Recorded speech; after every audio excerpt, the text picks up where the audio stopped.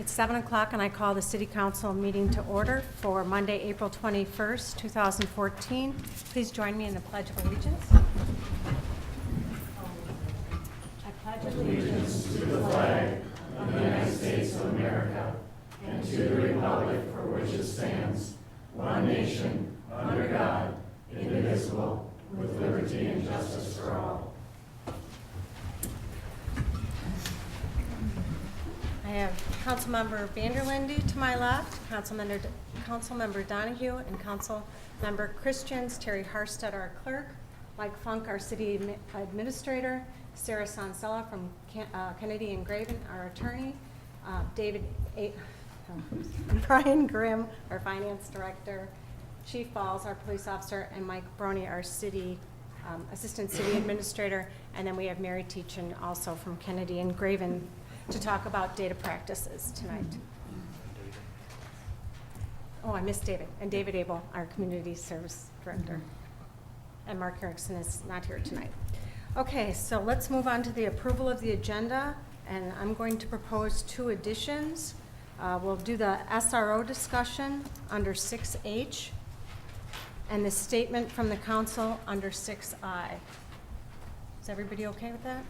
Yeah. Yes. Okay, so we'll take a vote. Everyone in favor?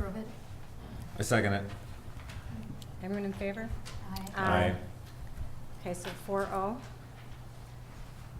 Okay, now we'll have persons to be heard, and I guess we have quite a few people here tonight. And this is to address things that aren't already going to be addressed, which is nothing. We have no public hearings this evening, so. Try to keep it to 3 minutes and try not to repeat what someone else says. Try to keep it concise. So Dave Kolb, I believe you're the first one. Good evening, Mrs. Hunt and Council. And Mrs. Hunt, I apologize. I don't know whether to call you acting mayor or mayor pro tem, or maybe you can. Is Mrs. Hunt okay? That's fine. Okay, thank you. David Kolb, 1045 Deer Creek Road. I want to start by thanking all of you for allowing me to speak earlier tonight at the work session regarding the SRO position. And I made reference at that time to your campaign literature and even articles in the paper that talked about you were very committed to letting people speak at public forum. You wanted it televised, and there is some very specific mention in that literature about even removing the time limits so this can go on longer so you can take more input. I think that's going to be really important in the coming months, so I hope you'll reaffirm that, all four of you, and you're all quoted as saying that you would allow the open forum, allow people to speak, and open up the time frame if necessary. So do we have that commitment from everyone? I think we already do that. Okay, thank you. Within reason. We don't Within want to go reason, for half an absolutely. hour. I appreciate that, thank you. I want to start by lamenting the resignation of Mayor Fischer. I think that was a really sore spot, a black mark on the city. The mayor was quoted in the paper as saying there's a hostile environment at City Hall with the council. And I believe her because she was here a long time. I saw Mayor Fischer work with councils who disagreed with her drastically, and yet always remained civil. 4 years ago, 3 of you gained a council majority, and Mr. Christians joined later. But immediately after you gained that victory, one of your very vocal supporters, Jerry Wiggin, sent the following email, which you were all copied on. And it said, 2 down and 2 to go. Save Minnetrista, a small group of radicals and a pink pig have created a new majority at City Hall. Some, by the way, felt that pig was representative of the police. I hope that wasn't the case.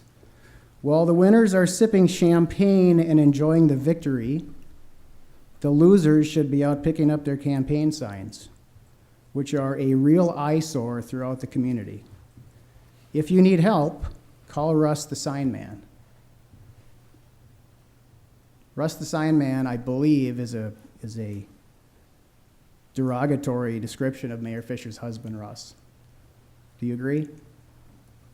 Mr. Christians, are you embarrassed by this? I'm listening. Sorry, go ahead. I'm listening. Okay.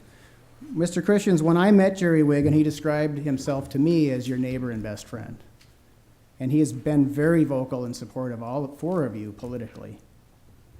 I think this is a sign of the kind of rude, obnoxious, insulting behavior that has come from the new council. And I hope it will stop.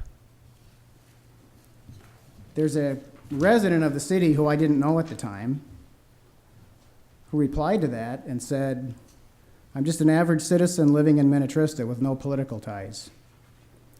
When I read an email like the one your colleague Jerry Wiggins sent out, it makes me want to stand up and tell everybody what type of people are involved in running our city." She concludes by saying, "All I can say is wow," and I have to repeat that, wow. I think the tone of this council for 4 years has been disgraceful. I think you owe Mayor Fischer an apology, and I hope you'll change that tone. But my bigger concern is this, because that's water under the bridge. Well, Dave, why is, I'd like to take my time, please. Then Okay, if you'd like to okay. discuss afterwards. uh, After that message went out, someone walked into my office with a pile of papers. This was one of them. It had every city employee listed by name, and it gave their gross pay for 2009. And I thought, well, that's personal information. That's prying a little bit. That's Frankly, actually public data. it's public data. Though a person who wanted to show some respect could certainly at least take the name out. You could certainly say the city administrator is paid such and such, the police chief is paid such and such, but to put their name, I thought was classless. Now, here's my point. There's no longer anyone on this council who disagrees with any of you on policy. You may have some differences, but you certainly all campaign together and we're supporters of each other. Now there's no dissenting voice. My concern is, as Mr. Wiggins said, 2 down, 2 to go. Well, now the mayor's gone. So I guess he won. He got 2 down, he got 2 to go, and now you've got a full majority, and I assume you'll appoint someone who has some basic agreement with you. You can create a politically hostile environment that drives out the mayor.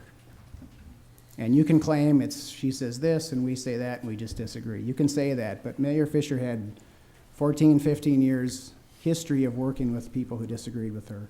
Always followed process, always very ethical. I take what she says at face value when she talks about a hostile environment. But you can create a hostile political environment. That's too bad. I think it's shameful, but that's your prerogative. What I'm concerned with is, and I think this slap at city staff now creates a hostile work environment. And that concerns me as a taxpayer because that has liability issues. Now you're exposing the taxpayers of this city to additional liability by creating a hostile work environment. I hope in the coming weeks and months we don't see more of a hostile work environment. I hope you don't turn 2 down, 2 to go. I hope you don't turn now to the staff and punish them for trying to do their jobs or follow process. Thank you. Thank you. Dave,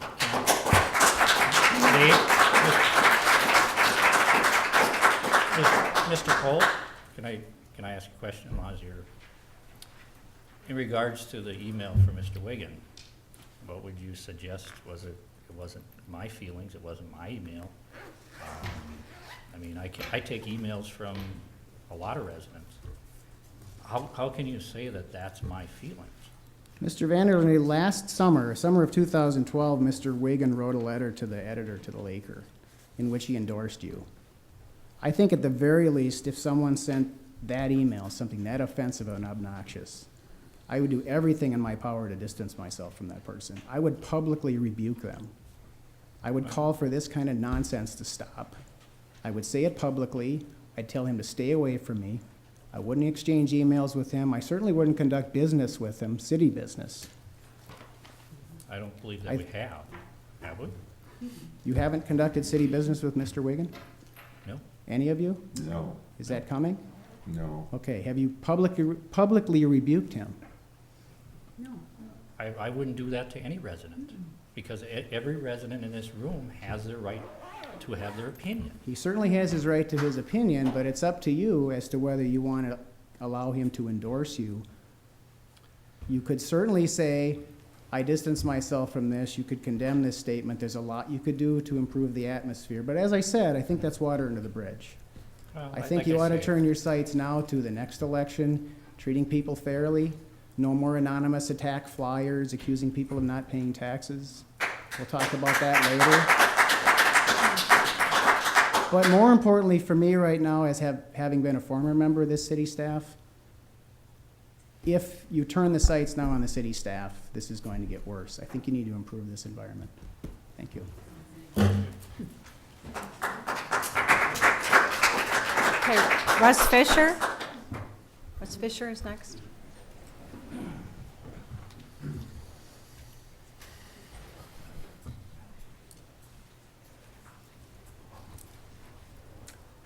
Council, glad to be here. Glad you're allowing me to speak. I think I've got this down to about 2.5 minutes.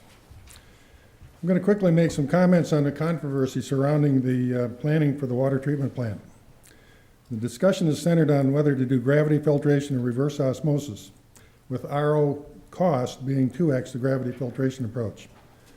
The one undeniable fact that proceeding with the gravity filtration approach is in no way prevents the addition of RO capability in the future should it be deemed necessary.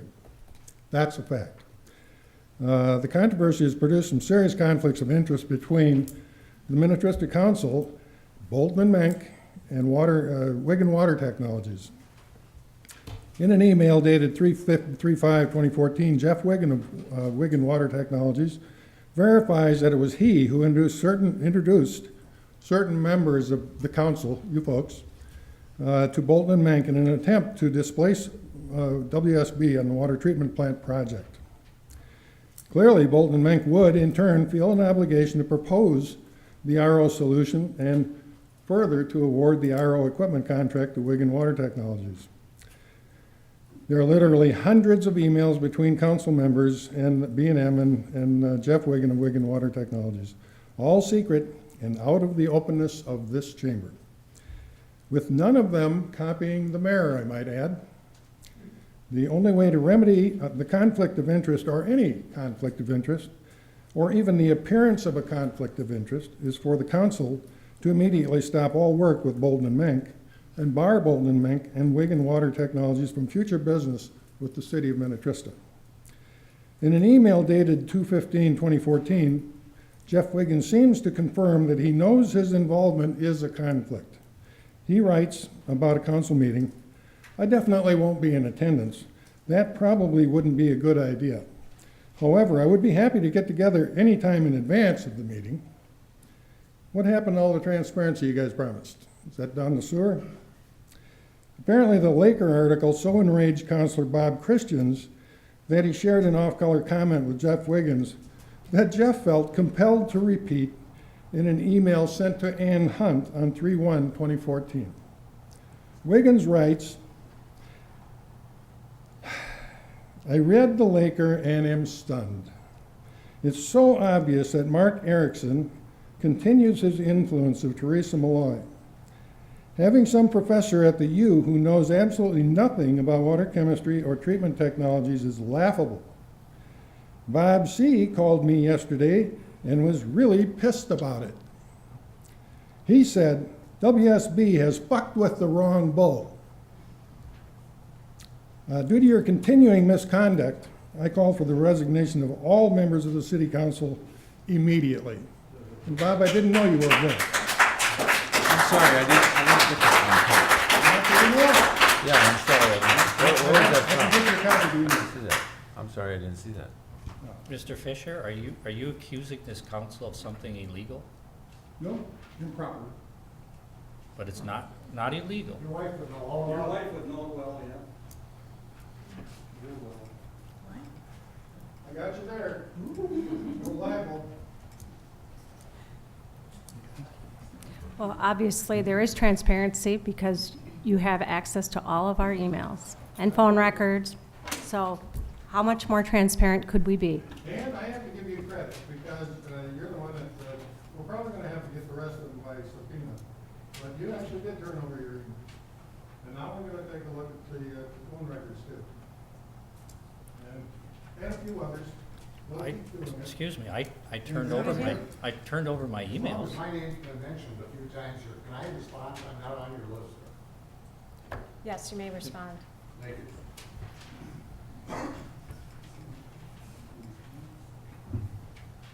I don't have anything prepared. My name is Jerry Wigan. I've been a resident for 26 years of this community. I would like to inform and bring Mr. Fischer up to date on the water treatment plant issue, okay? It was Mark Erickson who contacted my son Jeff. I don't have anything to do with Wigan Water Technologies. I sold the business, okay?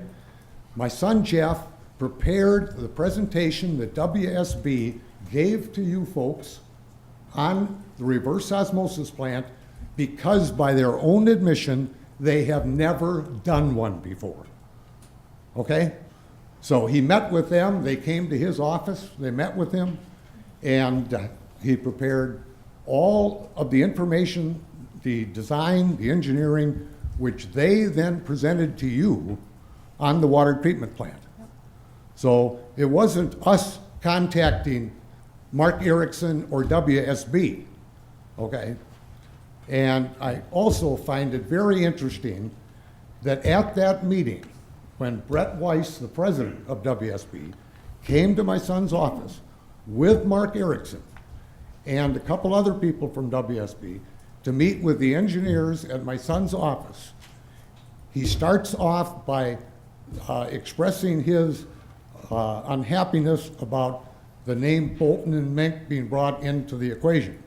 It was brought into the equation because WSB had never done a reverse osmosis plant before.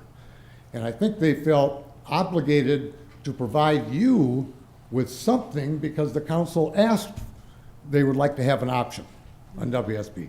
While sitting there in front of engineers at my son's office, Brett Weiss makes the comment that I am a former Gopher football player. I have a lot of connections. And I have also a consortium of engineering firms that I will blackball you if you attempt to take this job away from us. Now, he admitted to collusion because of the consortium, and it was at that point in time that my son figured, I don't want anything to do with this outfit anymore, WSB Engineering. I certainly don't have any high praise for them whatsoever.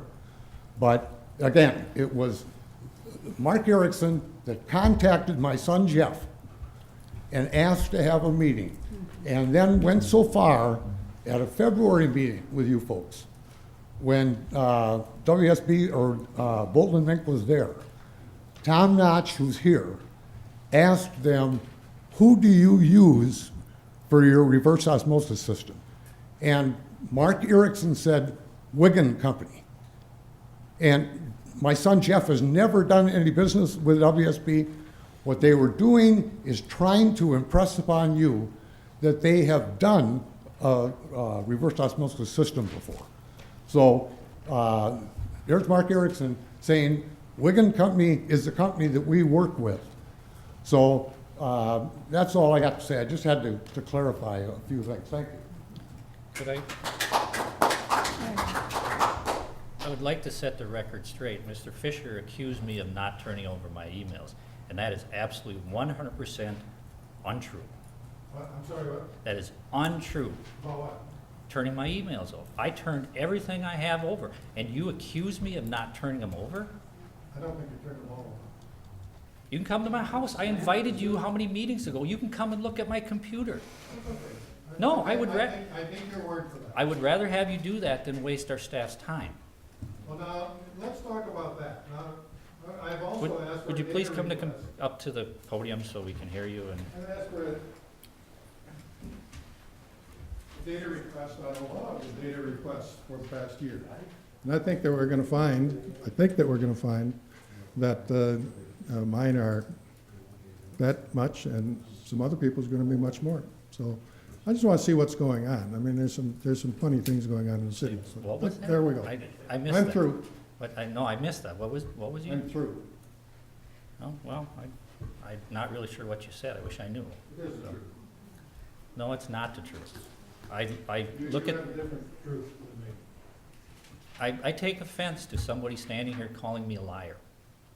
Did I call you a liar? Yes, you did. You just told me I didn't When? turn over, right When did here, I call you a liar? it's on camera.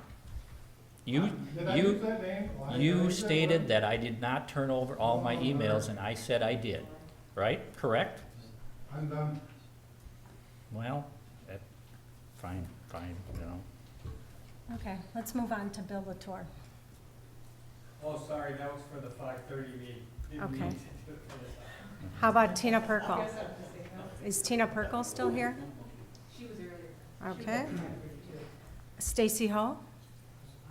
Oh, I thought that was sign-in. Okay. How about George Zanenko?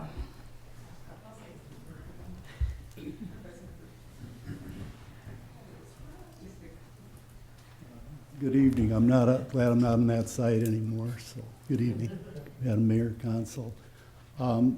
What is the shortfall on the SRO officer? The shortfall for the dollar amounts, he said it was like $48,000 that the school was gonna pay. Is there a shortfall with the city that they don't have enough money? Madam Mayor, members of the council, Mr. Zanenko, I'm not sure that I entirely understand your question. Well, you said that it would cost, what, $48,000 that they were willing to pay, the school board? Yes, they are, the current proposal before us, or contract before us, is they're offering to pay $42,000 annually. And then is there a shortfall that the city has to pick up? That is entirely a matter of opinion. It's kind of difficult to navigate because the SRO is not used entirely for school purposes. So that is pretty close to what is spent on school time. All right, because one of the things I was going to bring up, if it was a shortfall, when Ann and Arlene came in, and Mark, of course, at that time, you did have your majority. And at that time, I think it was on one of the first meetings, you voted to give the Gillespie Center $300,000 of taxpayer money over a 10-year period. So my thought was that maybe to make up for the shortfall, cancel the contract with the Gillespie Center. The other thing is that I'm hearing things, and there's a lot of rumors going all over the place that you're looking to appoint somebody else to come on the council. In 7 months, you have an election. I think it's just going to be a waste of time.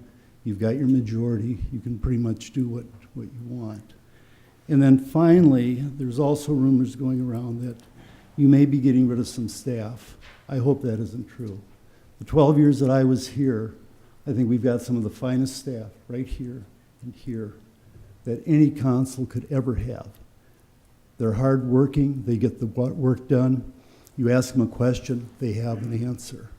I've seen in the past, though, where other individuals, when they were in the process of getting rid of the last two, I was one of the last two, but I didn't run, they were bombarded with a lot of information, requests for information.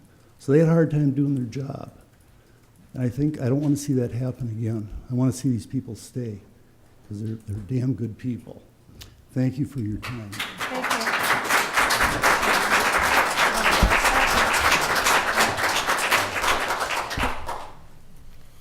Okay, Jane Norling.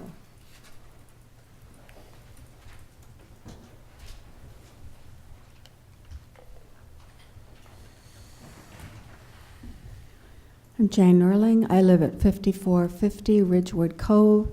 In June, I'll have been a Minnetrista resident at that address for 27 years. This board and certain members of our community have been disruptive and trying to rip this community apart for way too long. I am here tonight to file a formal request with our Minnetrista City Attorney's Office. As the representative tonight, I'm assuming I can file this with the person present from Kennedy and Graven. And I'm going to read you exactly what I'm giving to her tonight. As a resident of the city of Minnetrista, I am requesting our city attorney to investigate the members and actions of our Minnetrista City Council as to non-compliance with the Data Practices Act and that means not keeping all of the records that you were required to do so. Plus, late responses and refusals to respond to formal requests for email and phone records as specified under the Data Practices Act. The second issue is instances of libel, which may be disclosed during the review of the Data Practices Act responses, especially those stated about city staff, former Mayor Fischer, or WSB engineering personnel. The third issue is potential conflicts of interest between current council members and vendors, service providers, and private citizens. Specific concerns on the topic of the future water treatment plant include the hiring of the Bolton and Menk engineering firm and the relationships between Bolton and Menk, Wigan Water Technologies, and certain council members. Next issue is numerous violations of due process, especially the recent example of Councillor Ann Hunt in instigating a value engineering proposal from Bolton and Menk prior to discussion or approval in a council meeting. This action committed the city to a cost of approximately $10,000 and prevented other firms from competing or offering additional expertise. Another issue is potential violations of the Minnesota open meeting statutes, particularly in relation to the electronic communications. And finally, the preferential, or I believe unlawful, access to confidential city council information and activities given to certain members of this community. I wrote this, I signed it, but since I've been here tonight, I have a whole list of other people who wanted to sign on with it. I encourage anybody in this room tonight who would like to add their name to this. I believe that our representative attorney would be willing to let you do that. Thank you, Jane. And our data practices attorney is right behind you if you want to give it to her. No, this is addressed to the attorney. Oh, you'll give it to Mary. Madam Mayor, members of the council, we, Kennedy and Graven will take a look at this and advise you as to what the city needs to do. Terrific. Thank you.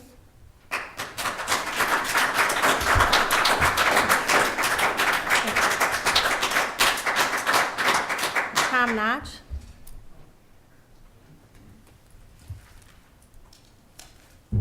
You guys are getting beat up here tonight, and I got to tell you, God bless all of you for all the hard work you've spent for us.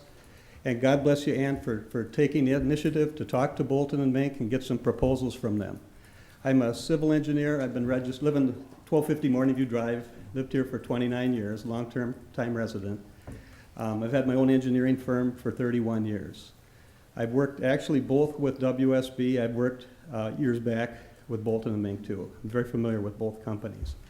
Bolton and Menk, as I mentioned to you before, has done almost more water treatment plants than any other engineering firm in the state of Minnesota. As far as the RO plants, if we choose to go that way, they've done significant number of them as well. WSB, I talked to Mark Erickson. They haven't done one. I mean, they were out of their league, and that was in this area. In my opinion, they were operating where they shouldn't have been, and that's why they were requesting help from Wiggins' firm. As far as the SRO, I wanted to make a few comments on that. I'm very familiar with the school. I did serve on the school board for 4 years. Didn't take any of my stipend amount from them other than the last half a year that I took, and I did turn that over to the food shelf. So I wasn't in there for my needs. I didn't have kids going there. But I like to serve. I do the food shelf, the Meals on Wheels. I do a lot of things. But I'm familiar with the school, and I'll tell you this much. This SRO officer, first of all, I understand you're not telling the school that you don't want to provide this. It's all in their court. The contract that's currently with them expires after this school year. And there's no reason why the school district can't take other options and go with it. We're not telling them we can't provide it. If they want to pay the 58 grand, I believe was the number, per year to hire this person and just base it on that hourly rate, that's perfectly fine. I'm sorry, it was $58 an hour. Okay, correction.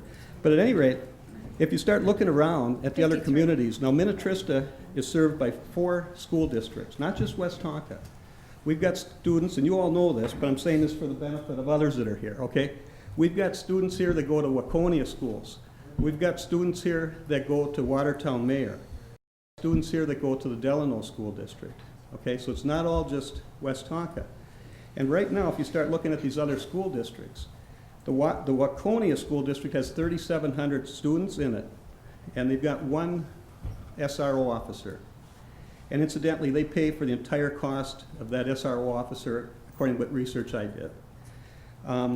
Delano has 2,250 students, real close to Westonka's. They've got no SROs there. Again, nobody funds them for that. Watertown, 1,500 students, again, no SROs. Westonka, 2,300, and we got 2 SROs. I was thinking, well, gosh, why do they have 2 SROs here? The only reason I can think of why they do is because their schools are located in 2 different jurisdictions. They've got schools that are in the Mound area, and they've got 2 schools, that'd be Hilltop and the high school, that are in Minnetrista. That's the only reason that I can see why they'd ever have 2 SROs. As an example, the Edina school system, their whole schools, and there's 9 buildings in that, and they've got 8,300 students, they've got 2 SROs, okay? So I think that, and with Edina, I mean, they're not holding back the funds. They're doing everything they feel they need to do. And I do feel that it makes sense if we could allow the Orono school district, I mean, the Orono police, who's providing service for Mound, to do the SRO duties for all of the schools, including those in Minnetrista.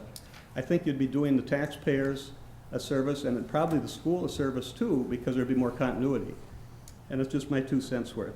The other thing I wanted to make note of is that the budget here at the city is a little over $4 million. The budget at the school is $26 million. They've got 6 times the money that they're burning through. I think they can, you know, pay for this a lot better than we can. And the other thing is, if you do provide this, and it ends up being around 38 grand per year, is my understanding, that it ends up that we're contributing to Westonka for this, because that's the cost over and above the 42 grand that we get reimbursed. But at any rate, we're really giving money to this school district and not the other 3 that are also in the boundaries of Minnetrista. And it seemed to me, from a liability point of view, we could be setting ourselves up for a bad time. If an event happened in one of these other schools, and I'm not totally convinced having an officer there would make or break much anyway, to be truthful, but if it did, if there was something went on, they could say, well, gosh, had you provided an officer here, maybe this wouldn't have happened, and then we got a legal issue on our hands. So I think that's another thing to consider as well. But that's pretty much what I wanted to say, and I appreciate, again, all you do. And as far as anybody that's owed an apology here, I don't feel that I'm owed an apology from anybody here. I've been misled a few times by you, Mike, and I know Cheryl Fischer, I know had I'm sorry, Cheryl Fischer, I'm talking about, you can come up and talk during your time. Cheryl Fischer had promised us when she was running for election, and this is by what I recall, and I have records of it, but that we would get a say in the police station, and then once the election was over, guess what?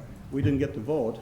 In fact, they even took away this public comments video portion of the meeting. And God bless you, you've got it all transparent now. I can't thank you enough. Thank you, Mr. Thank you. Okay, now Carolyn, you're doing the special presentation from Meals on Wheels. I'm scared. Come on up here, we don't bite. My name is Carolyn Brooks, and I'm here with Meals on Wheels. We just have to let some of that go. Let that go, okay. We're Meals on Wheels provides meals to people that are shut in and cannot get out. And it's sometimes it's the only person that person who's shut in. They might be elderly, they might be otherwise.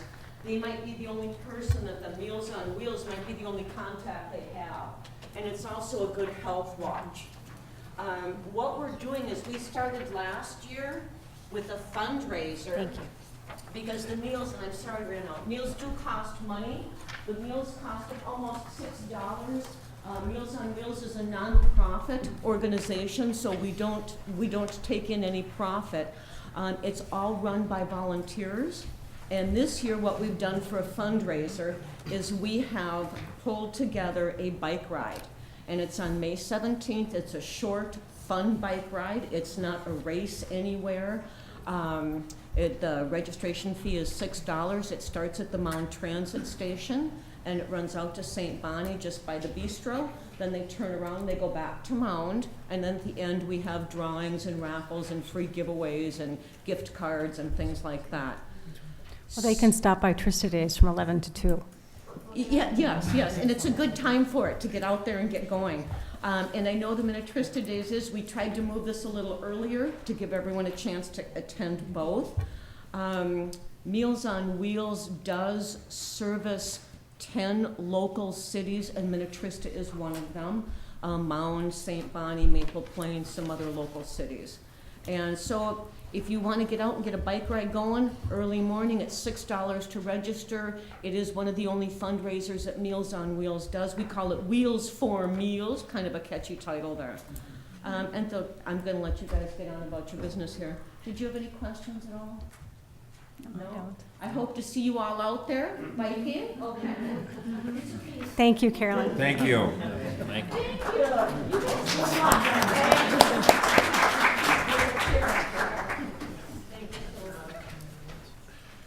Okay, the next item on the agenda is the consent agenda. Number A is to accept the resignation of Mayor Cheryl Fischer. B is to approve the April 4th special meeting minutes. C is to approve the April 4th regular meeting minutes. D is a resolution approving full-time status for Nick Rettke, our Public Works maintenance worker who has just finished his probationary period. And number E is the awarding contract for the seal coating project. Any discussion?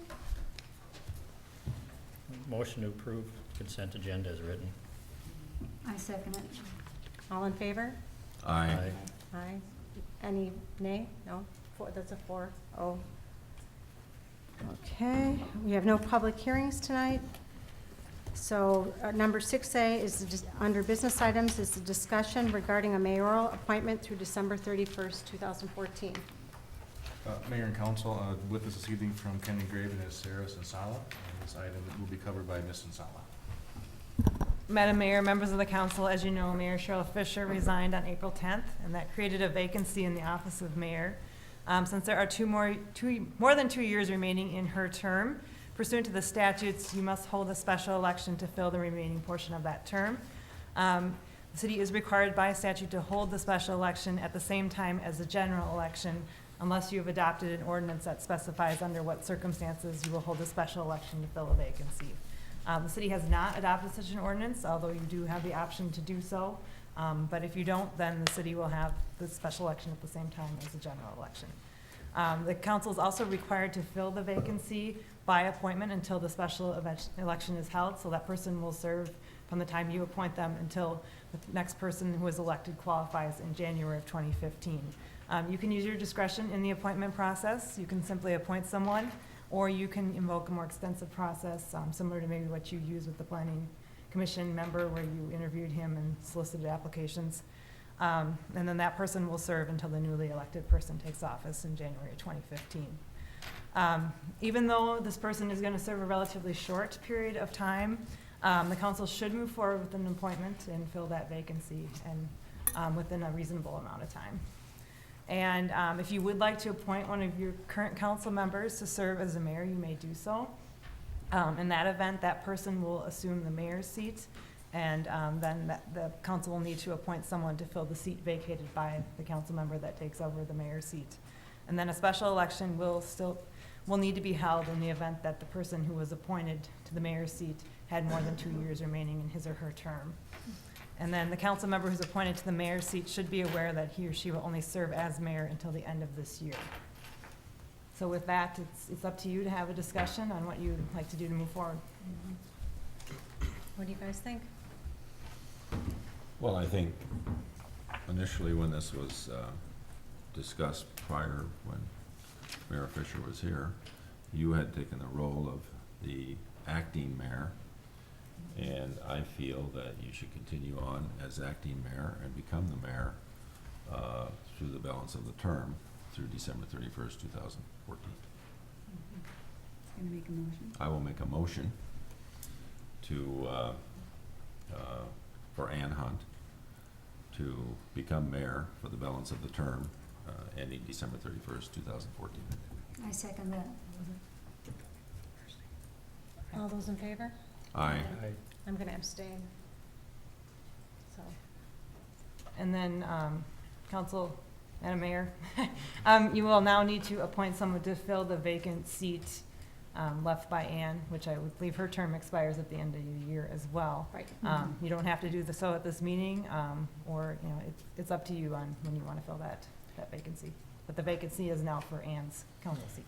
Right. I would like to see us do interviews as we do with our other commissions and stuff. I mean, I agree. I'd like to see who's out there and who's willing to serve, and I think we owe that to the residents to do that, so. I have a question pertaining to that. Would the proper procedure be to somehow, to make notifications of candidates that we could interview? Or what would be How the does it work? process? What would be the process? Madam Mayor, members of the council, it's completely up to you. There is no required process. You may want to look to what you've done in the past or what you do with commission members, such as soliciting applications for a certain amount of time and maybe conducting interviews. I just had a council that solicited applications and then brought the people in for interviews. But, you know, it is a short amount of time, so you have to keep that in mind too, and you have to move with diligence in order to appoint someone in the near future. Thank you. Okay, so do we want to handle it like we did a commission and solicit for applications? Okay, so let's do that. Or do we need to Madam vote? Mayor and Council, for clarification, I'm sorry, you do need to take a vote on that. Just in terms of timing, as you know, today is the 21st of April. Your next meeting would be Monday, May 5th, so that's 2 weeks from this evening. Following the May 5th meeting, you would have a meeting on Monday, May 19th. And so, in terms of timing, what we normally do for filling other commission seats is advertise that in the local newspaper. Okay, Given the deadline of the newspaper, we could get an ad in for this week's paper. okay, Their deadline is on Tuesdays. So we could get a notice to them tomorrow for publication for this upcoming Friday, Saturday edition of the newspaper. We could also have that run for 2 weeks. So you'll need to decide whether 2 weeks is sufficient notice to put out an application process and to solicit interest from the residents, and then the soonest you could bring it back would then be Monday, May 5th. And we could schedule the work session for Monday, May 5th to interview potential candidates. Now, it's a quick turnaround. And so if you want to solicit more time than 2 weeks, we could target advertising for 2 or 3 weeks, receive the applications, and then have an interview process on Monday, May 19th. So staff would be looking for your clarification as to how quickly you'd want to do this. It is possible, as I mentioned, to do it for Monday, May 5th. Again, it's a pretty condensed timeline. what do you think? Is our lawyer, is that acceptable to do that? Madam Mayor, members of the council, yes, that is acceptable to do it on a more stringent timeline, especially in the circumstance that you have with the shortened term. Right, So we can do it for the 3 to 4 weeks without running it into an issue if we go to, what'd you say, May it'll be 2 weeks from May 5th. 19th? Right. So if So you do have the discretion and the flexibility to do it as soon as May 5th, and you could do it on the 19th as well. Okay. Well, I just want to make sure that we get everybody a chance to hear that it's out there, they understand. Give them a little time to think about it. I don't want anybody to jump into it. So are you proposing for May 19th to have interviews? I'd like to hear what the rest of the council thinks. I would like the 19th because I think it's too soon for May 5th. You know, let the word get out, let people know that we want them to apply to be on the council. We want their expertise, and 2 weeks seems like too short of a notice. What do you think? I agree with Arlene. I think we should go for the 19th. Okay, let's go for the 19th, but we want it put in, add in for this week, right? Yes. Right. Okay, so can I entertain a motion? Make a motion that we set interviews for May 19th at our special meeting for a council member vacancy. I second it. Can I, before, when we run a ad, if we're running an ad for it, and we're gonna do the interview, would it be appropriate to give them notification for an application to fill out our resume, so that when they come on the 19th, where we have some background information or information that would help us make the decision? Sorry. My question is, when we advertise for this, is it possible to have them, number one, call to fill out an application or submit a resume? So come on the May 19th, if we were to get a lot of candidates, that we'd have an opportunity to review the resumes prior to then, or at that meeting on the work session? Mr. Christian's council member, or Councilmember Christian's mayor and council, yes, again, you have the discretion to kind of set up this process how you wish. And so how we do it with our commission members is they do fill out, it's a one-page application where it gathers some basic information. If you want information, we likely use that form, so if you want information beyond that, we'd want that instruction from you or that direction from you. So if you're looking, as you say, a resume, if you're looking for like a professional resume, at least that's what, when you say resume, that's what Should we comes to make the mind. resume optional, as long as they fill out the Yeah, application? I think it would be helpful to the staff and to us to have a little bit of more background than just a simple name, address, and phone number to help speed up the process. So on our one-page application, we can require them to fill out the one-page application. Again, it's the basic name, address, phone number, and then we do ask a couple of questions. Why do you want to do this, and what interest do you have, and why do you think you're qualified? There's like 3 or 4 questions, and we can, if you want, we can ask them to attach, if you want to make it optional, attach a resume that would provide more information to you. Yeah, all I'm saying is the more information we could have at that time of the candidates that would be applying would be appreciated. So we can make that optional if that's part of your motion? Yes, please. Okay, all those in favor? Aye. Oh, I'm sorry. And I was just going to chime in, if you don't mind, Mayor and Council. I think it might be, as Mr. Christians stated, it might be good to have some additional information. So I think we can use our boards and commission application. Again, it's pretty thumbnail sketch kind of stuff, and then just ask them, as Mr. Funk indicated, some additional questions of why you want to be on the city council, a few other things, and ask them to supply a resume if they so choose. So we can put something together, I think, that based on kind of what we already have, to kind of make this so you have enough information. So if you don't know any of the people that are applying, you'll feel like you're getting to know them, and then you'll have an opportunity to interview them, put a face with the name that you see on the paper. So Thank you. If I could, Madam Mayor, and my last comment would be is just a clarification for how many weeks you and I advertise it. If you're shooting for May 19th, we could advertise it 3 weeks in the newspaper. If it seems sufficient, we'll put it Okay. on our website, and then we also have our newsletter coming out, so we can make mention of that as well. Great. Okay. We ready to take a vote? Yeah. All those in favor? Aye. Aye. 4-0. Okay, the next item is a council request for state audit.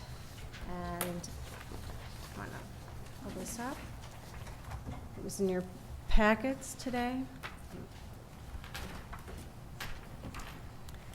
And basically, we're going to request, do you have the resolution right there? Did you put it there? Just pull it up.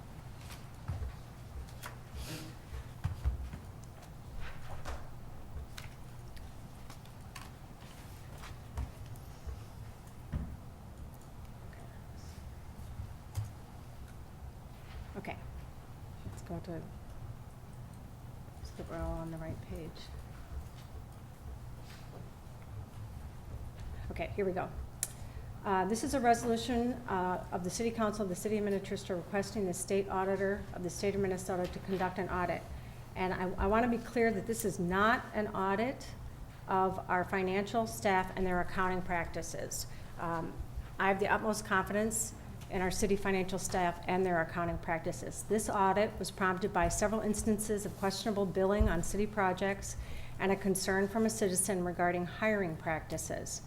I am proposing that the state auditor to investigate the following items: hiring practices, whether our vendors have colluded with other vendors to inflate prices for products and services, and whether our vendors have inflated costs for projects. And so this is my proposal. Now it's open for discussion. If you want to add anything to that? Is there any fiscal impact on the city for this? No, there's no cost. That's not, I guess, yeah, Madam Mayor and the council, I did call, well, first I'll answer that question, and then if I could make a few comments, I guess, Okay. I did get to see that in Thursday morning's Star Tribune edition, and Mayor Hunt did call me afterwards, which I did appreciate. But first, I'll answer the question on the fiscal impact, and then I'll talk to a few of the, I guess, at least my feelings, and go from there. I did talk to Tom Carlson at the Office of the State Auditor this morning, and he said it would be $60 to $100 per hour was his estimate as far as time. Obviously, it depends on the scope of what the city council is looking for. So, and that is at the city taxpayers' cost. That's not part of the OSA's budget or something that they pick up just as part of being the state auditor. It's a request from the city. I mean, we already have had, we have our municipal audit, which I'm sure everyone knows. We've had 3 different auditing firms in the last 8 years. So Clifton Larson Allen, MMKR, KDV have all looked at our records, and our records. And that's not what we're No, looking and to investigate. Yeah, and I'm just wanting to clarify, because when you read it in the edition of the paper, and you have colleagues look at it, and your dad look at it, and other people, you wonder. Right. It probably should have been stated a little better in the paper, would have been my preference, because I do find that the city is in impeccable financial condition. I hope that the council would agree. I agree. So that's one of those, I think, just Yeah. as far as maybe choice of words would have been better. But yeah, I guess that's what I wanted to say tonight. Right. So. Well, I was under the impression that there were no costs, that if you asked the state auditor to come in, they would do that. I will go back and investigate that further. Go ahead. Madam Mayor, there's actually a statute on that requires the city to reimburse the state auditor for all of its expenses Okay. and costs, so. Okay, well then I'm going to remove that right now until we can figure out what that might cost. and, Did you have a? I think, go ahead, Mike. I would say, Madam Mayor, members of the council, I know Mr. Brony wanted to just at least comment on one of the requests of the council looking at our hiring practices. And so Mr. Brony is certainly, as our HR, wears our HR hat for the city, I don't know, has looked at that email that was provided and has some comments for you. Yes, thank you, Mr. Funk. Members of the council, I would like to comment a little bit on this, and I think when I get to the end of my comments, you may not want to include this in your information that goes to the state auditor. The letter writer, Mr. Schmuck, raised a number of issues in the letter about an improper or a questionable hiring practice, and there were 3 assertions that he made. One had to do with the person in question that he's talking about is Mr. Steve Gale. He's now a retired community service officer, or CSO. He was questioning the hiring practice, that he was hired for a 4-year term, that he retired after that 4-year term with a lifetime pension and associated health care coverage, and that this 4-year family benefit package was unbelievable to this letter writer. And what I'd like to do is just talk a little bit about each of those items, just so I can clarify how HR is done here in the public sector. When we have an employment process, it's openly done. It's conducted fairly to all applicants, and the competition for these city jobs is actually pretty intense. A couple of examples. The application number that I received now for actually replacing Mr. Gale is at 33. That closed on Friday. Last year we had a police officer hiring process, and I had 153 applicants for that one position. And then the associate planner position that's ongoing that closed last week, I received 52 applications for that position, that one position. That kind of competition is good because that allows us to hire some really good staff, and the staff that you see before you are all in that kind of competition level. I know when I got my job, the number of applicants was in the 80s. There are no terms here as employment. When you get hired at the city of Minnetrista, there are no 4-year terms. The only 4-year terms are for city council members when they get elected. They don't exist. Steve Gale was hired in March of 2008, and he retired in January of 2014, which means he worked here 5 years and 11 months.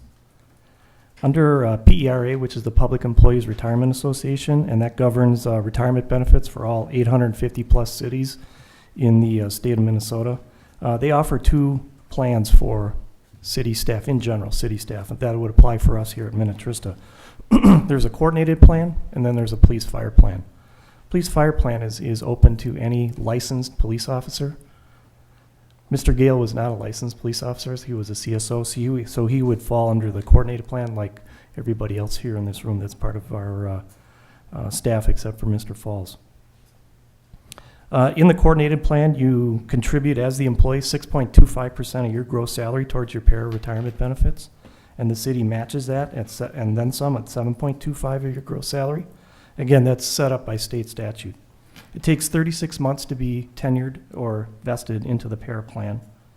And once an employee leaves employment with the city, like Mr. Gale did in January, we don't make any more contributions to that para fund on his behalf at any other time. So when he retired, all the money that we gave to him while he was employed here is all the money that he will get from this city. There are 3 main factors that determine your retirement benefit. It's your date of hire, your date of termination or retirement, and the average high 5 of your salary as a municipal employee. It could be at this city or another city, but it's your average of your high 5. When you do the math, Mr. Gale is receiving $235 per month for his retirement through PERA. He may get that till he's 100 years old if he's long enough, lives that long, but I would hardly call that a lucrative amount. As for his benefits, Mr. Gale was offered the benefits he had when he left here, not a family package. In fact, Mr. Gale had single coverage, and that's all he would be able to get. You can opt down the ladder. So if you had family and you said, my wife's got coverage, I'll just take single, you can do that, but you can't go the other direction. Under the federal COBRA law that we are under, all the costs paid for his benefits once he is a retiree are paid by Mr. Gale.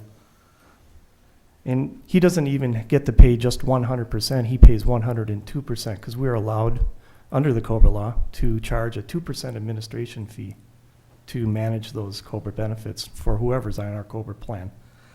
And I always make sure that that charge is charged to the outgoing COBRA members.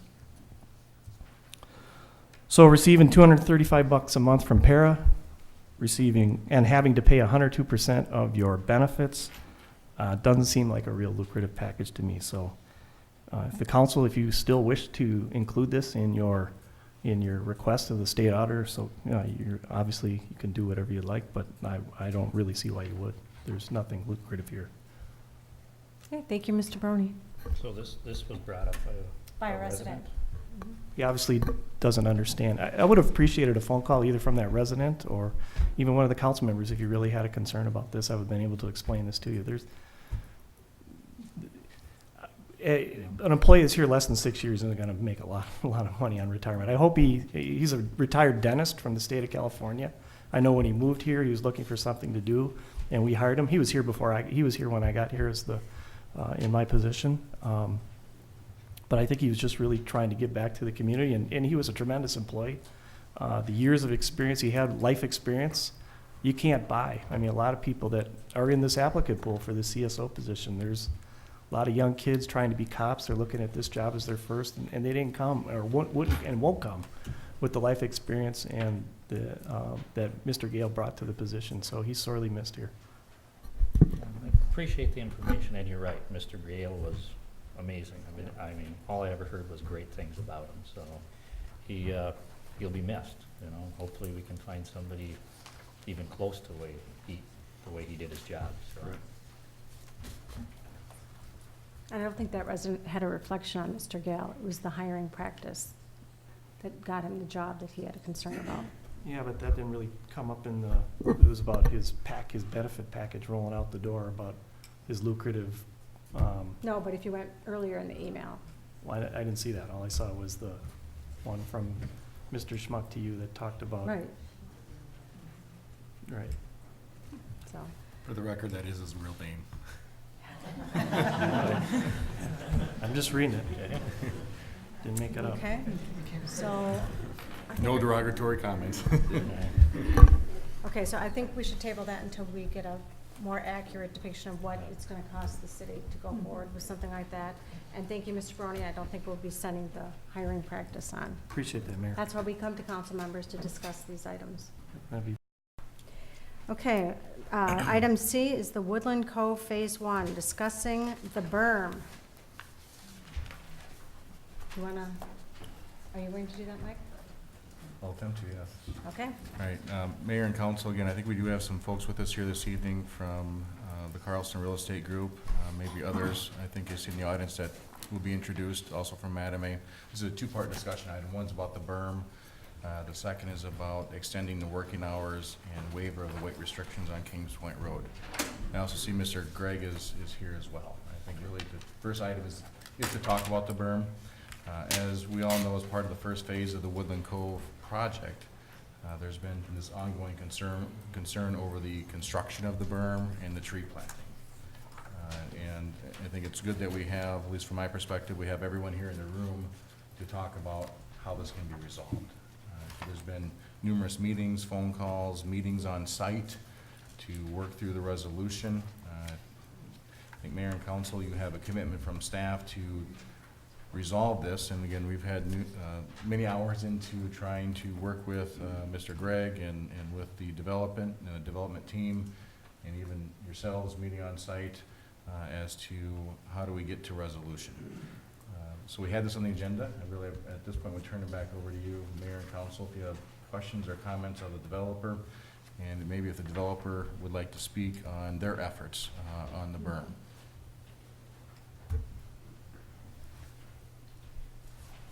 Good evening. I'm Matt Van Sloten. I'm the president of Woodland Cove. And I've been before you many times over the past 5+ years as we went through this project and planning for it. And it was a very, we've had a lot of engagement along the way. I know many of you were engaged along the way as we made the plans, as you are now, as you're looking at the situation. You know, the berm that surrounds the property was something that was in our preliminary plat in 2011. And then again in the final plat last year when we put it forth. So it's been in the plans for a long, long time, and we thought it was acceptable to everybody.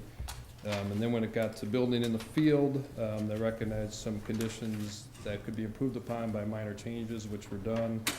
I think there's been a couple different changes to the berm that actually were viewed as improvements, and then our understanding is there's a desire to raise it higher. And at this point in the process, with all the other constraints that are in place, the only way to do that really feasibly is to have part of the berm go on to the Gregg property, which, you know, we've been accommodating, we feel, at every turn, and we're willing to do that as well. It would require a temporary construction easement in order to actually do that grading, you know, during the period of time. And we're not sure exactly what's desired. We're really just looking for direction on that, and will they do it or not, depending on what's desired.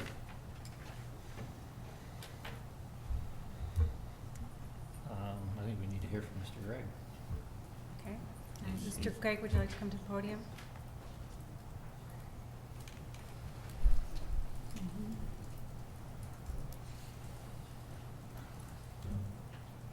I've been standing in the back there, and I was listening to opening comments. If you'll bear with me for 1 minute. We live in the United States of America. We have open elections to put people in position to represent us.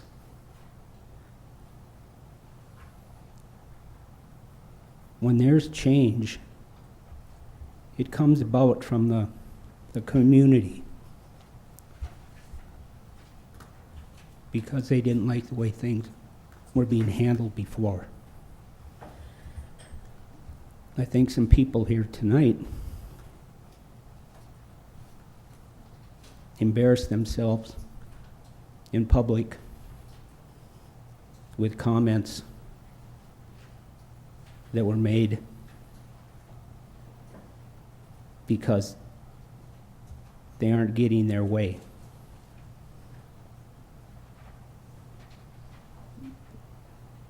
A civics lesson that I had when I was in school is we have elections. And when things aren't being done the way a community likes it, there's change.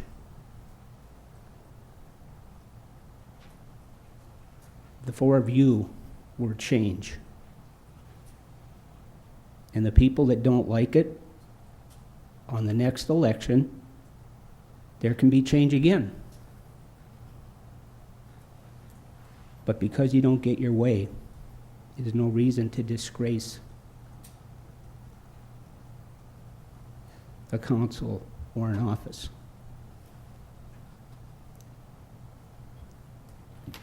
I think some people need to go home and think about what they said tonight, because when they look on the tape, they're going to look foolish. And even though we have a president in this land that not everybody wanted to be in position, he's still our president. You're still our council. And that's the way it is for right now.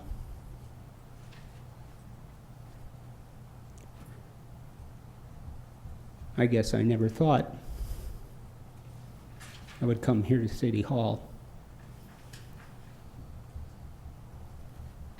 and see such childish behavior. Now onto the berm. This goes back, the berm goes back to 1996. Even before that. I've never changed what I've wanted. You that are on the council that go back and date it that far back know that. There's signed documentation by the developer. That doesn't seem to mean anything to them. Now I'm being asked to give construction easements so I can get what I was promised on the outset. Berm should have been done first, then the roads and everything else put in after the fact. It's poor planning on their part, or else they're just lying. Some of you have been in on the conversation, so I'm not going to waste anybody's time here talking about it. We all know what was promised and what's not being done. I just find this very upsetting and trying that I have to continuously come home and deal with this and other things that have gone wrong at my house with this development. That's all I have to say. Thank you, Mr. Gregg.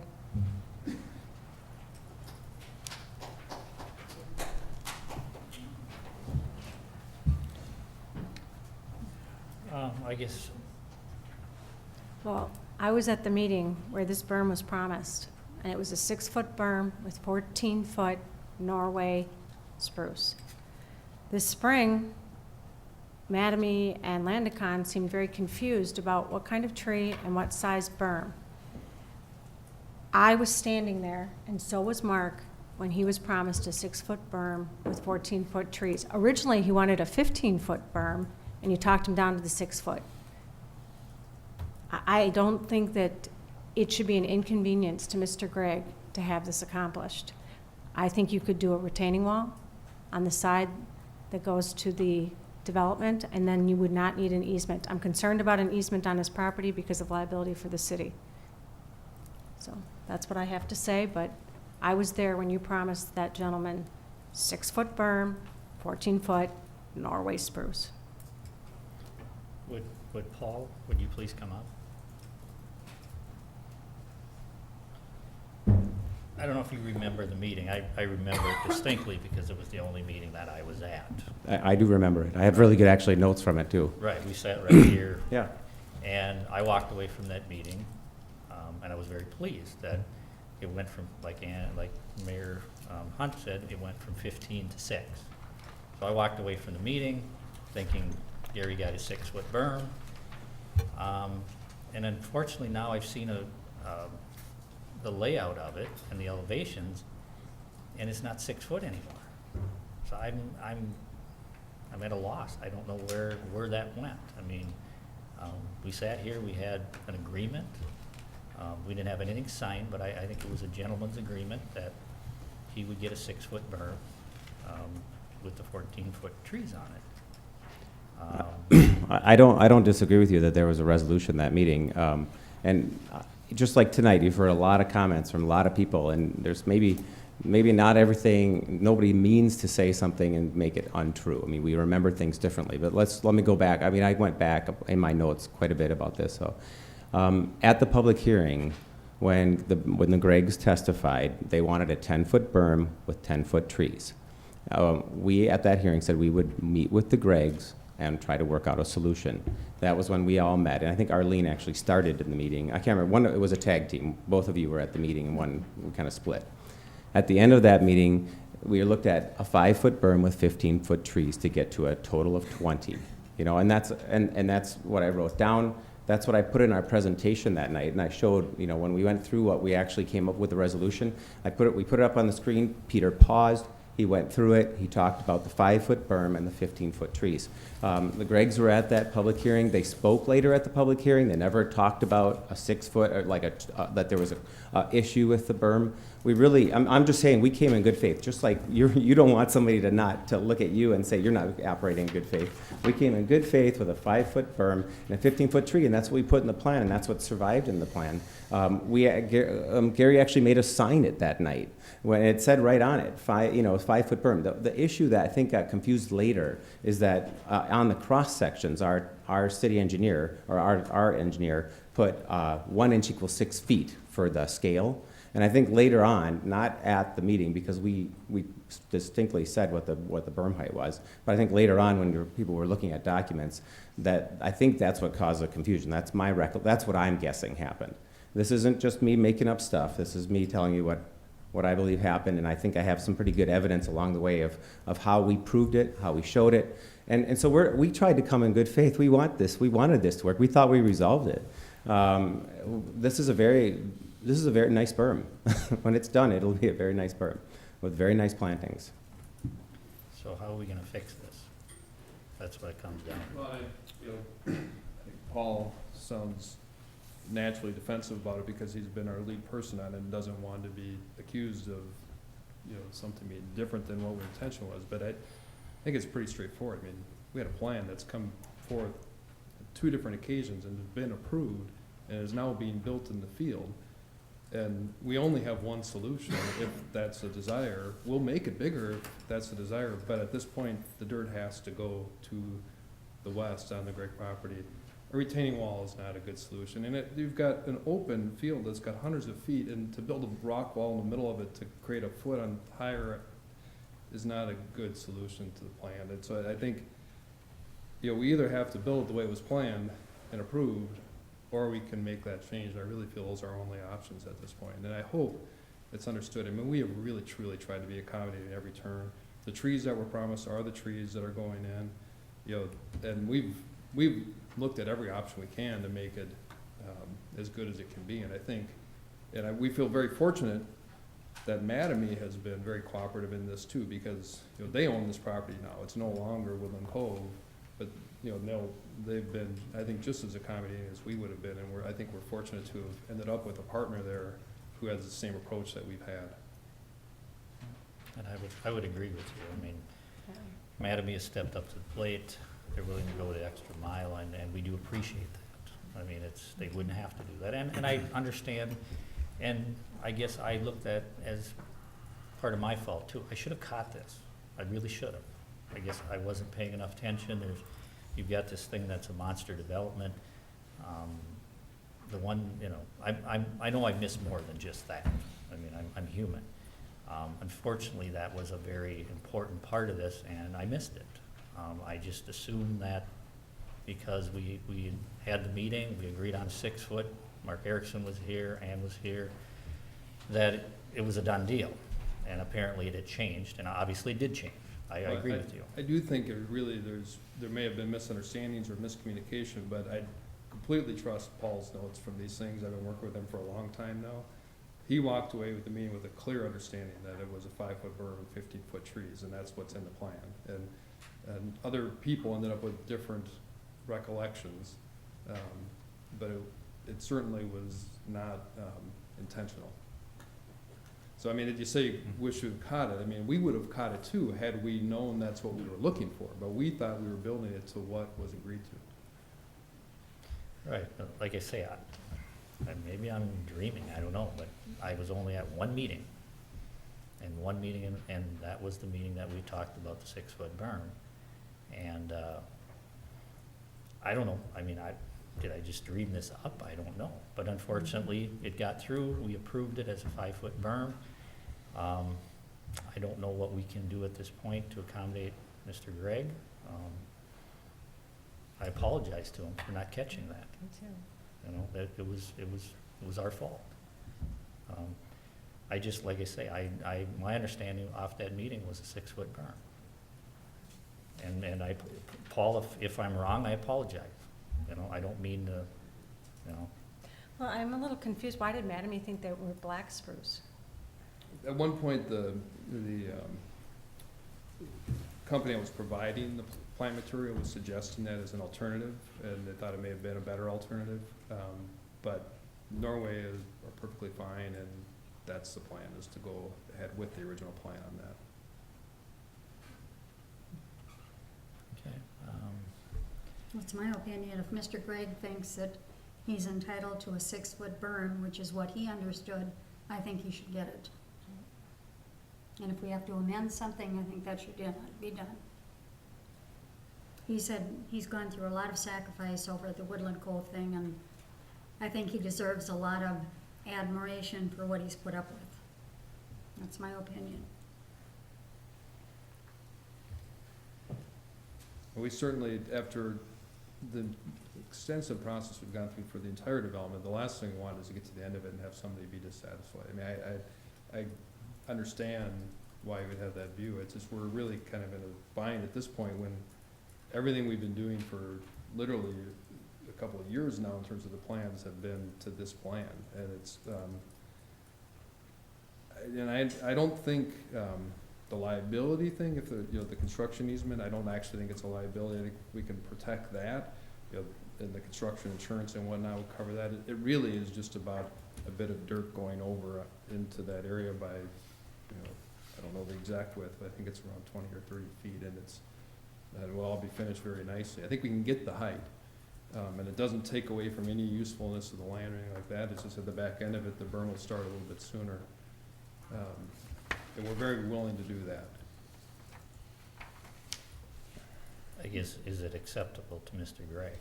I mean, that's what it kind of comes down to. Approximately a week ago, Mark Vanderlinde, myself, met with Mr. Gregg, and also Paul, right? And Chris. Chris. Yeah, okay. And at the time when we walked it, and I certainly understand Mr. Gregg's frustration and not getting what he was promised. Several alternatives were looked at. One was kind of an easement. And I walked away from that. Please correct me, Mr. Gregg, if I'm wrong, that it was not what you wanted. It was not what was proposed to you, but it would have been acceptable.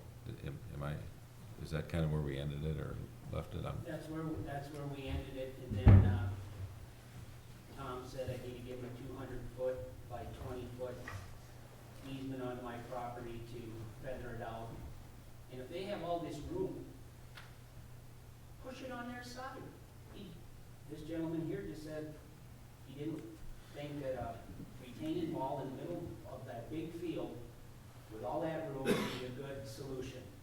So this is a little different than when we left that day, when Mark and I and we all were out there? Well, yeah, after you guys left, then Tom said I'd have to give him an easement onto my property, 200 feet long by 20 feet wide, And it would have to be for X amount of days in case something happened with the berm, they need to come in on my side and fix it or whatnot. And I can understand that. I like the man. They're nothing but accommodating, nothing but helpful, nothing but, you know, trying to get this fixed. It's like he was dropped into a meat grinder. Sure. And he's trying to come up with solutions and brainstorm, and, you know, I'll give him credit for that because he's, you know, thinking outside the box. But this is, Where would you like to see this go from here? I don't know why they can't give me the 6 feet, slope the grade on their side, and be done with it. There's nothing there. It's a field. There's not even a permanent road in there. Well, I just want to be left alone. I want to get this to be buffered. Even little kids playing in a sandbox can push dirt up and make it. and I understand where Madamy's coming from, because they do have a lot there behind, behind this berm, and it is pretty tight. I don't know what the slope on that lot is, or in that berm, is it a 4 to 1? 3 to 1? Okay, so that's about as steep as you want to go. Anything after that is hard to maintain, so I don't know. I don't know where we go from here.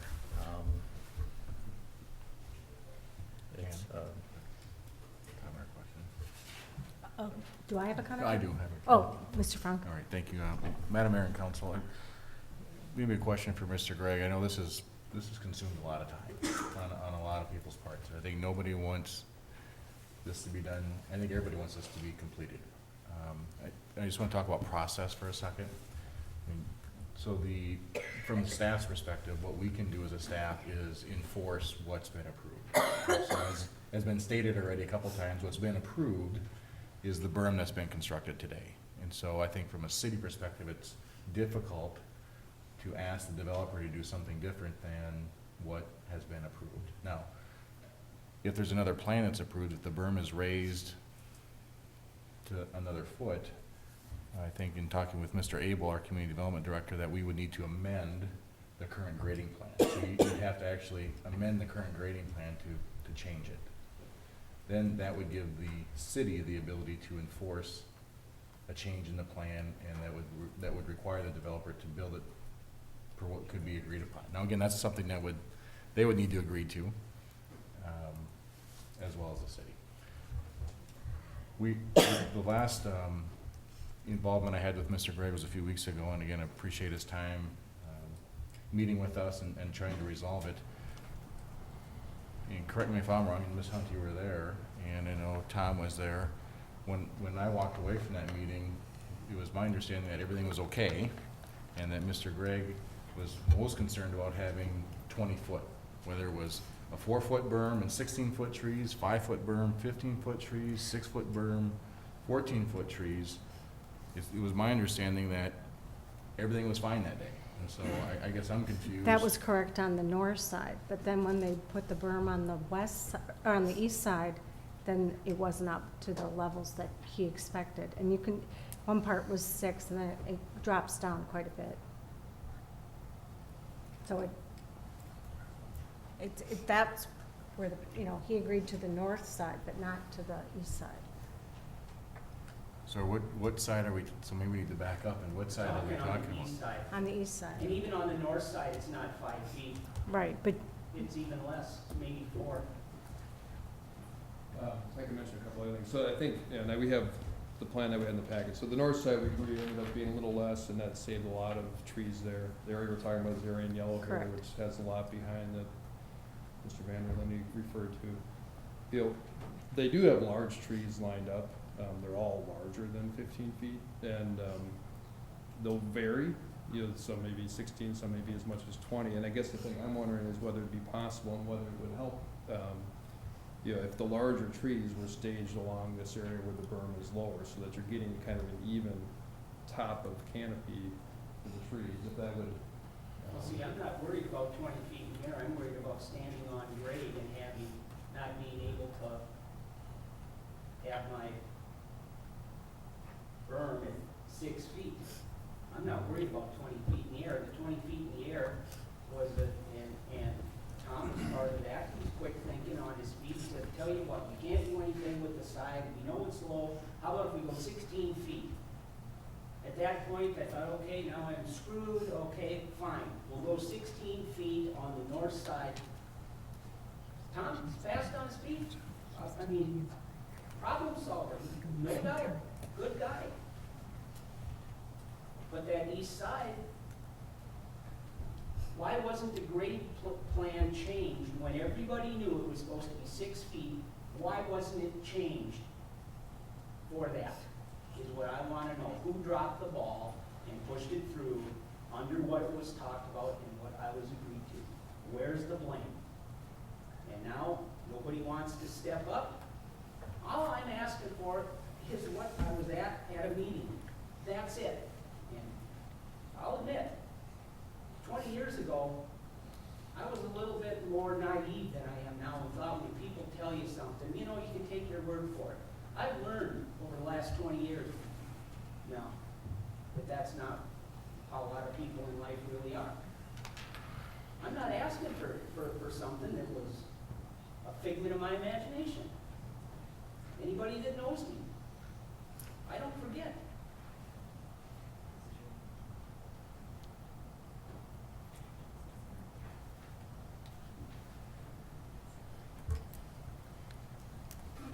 So where are we at? I guess, I want to get to a 6-foot berm.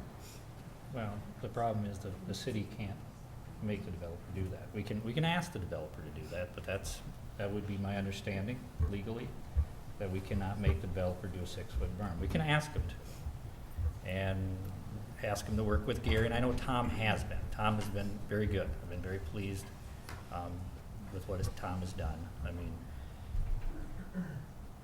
like I say, I think that's where we're at, is to ask and see if we can work with Gary and try and make this thing happen if possible.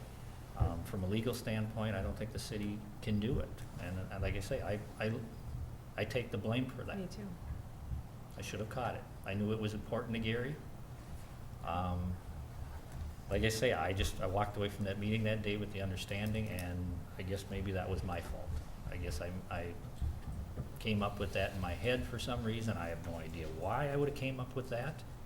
I've only been at one meeting. But if it's 5 foot, I guess it's 5 foot. So my proposal is to ask Carlson and Mattamy or whoever to work with Gary and see if we can fix this issue. I think that's all we can do from the city standpoint. I'm sorry that's where we're at. Like I say,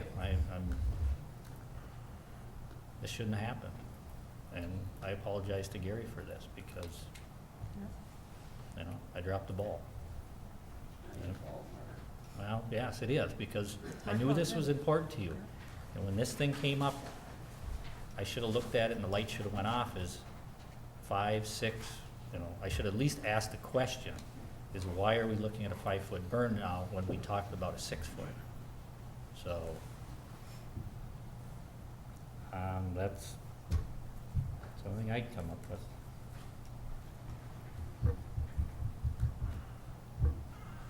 So, other than asking to work, there's nothing else we can do. Madam Mayor, members of the council, yes, the city did approve the plans. I believe they approved the council approved the grading plan. You are bound by what those plans set in them with respect to the height of the berm. And if the developer is willing to agree to something different, that's something that can be done. But otherwise, you are bound by what's in the plans.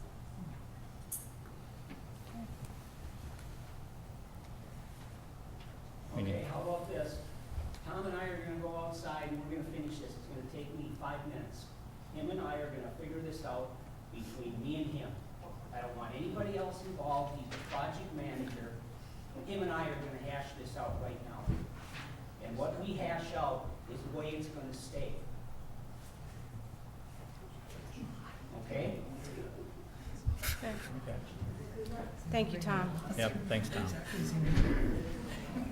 There's no punches today.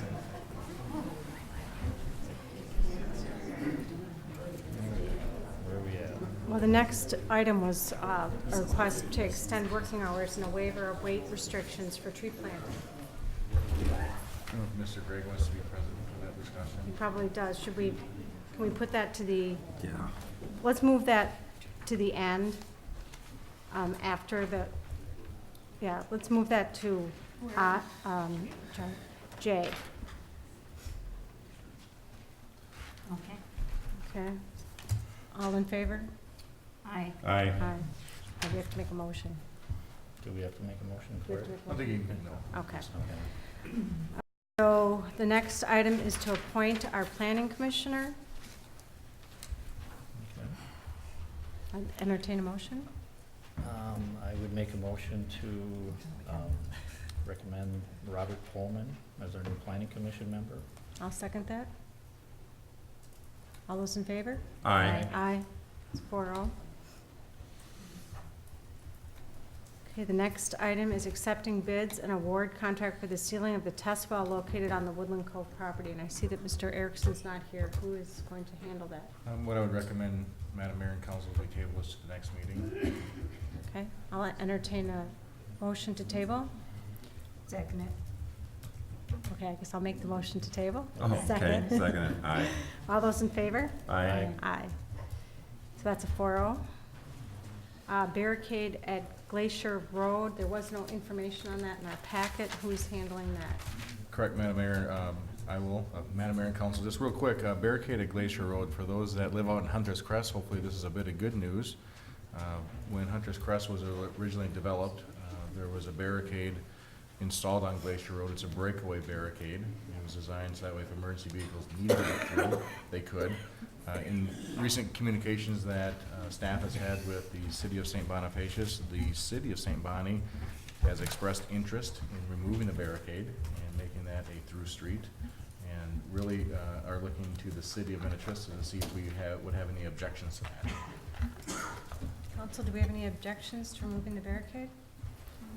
Have we gotten any input from residents on that?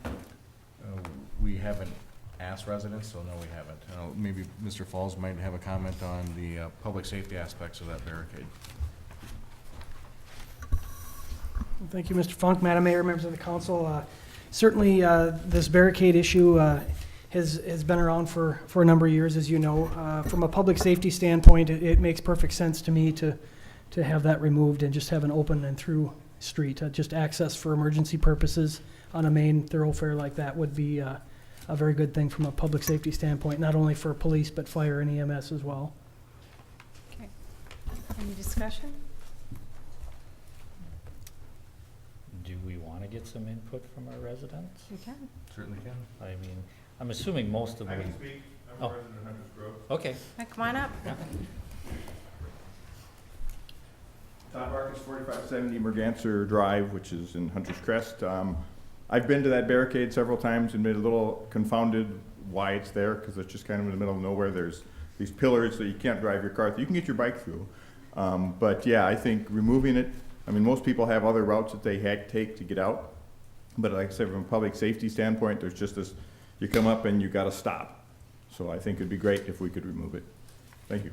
And it was designed to be temporary, correct? Correct. It was, okay. Yeah.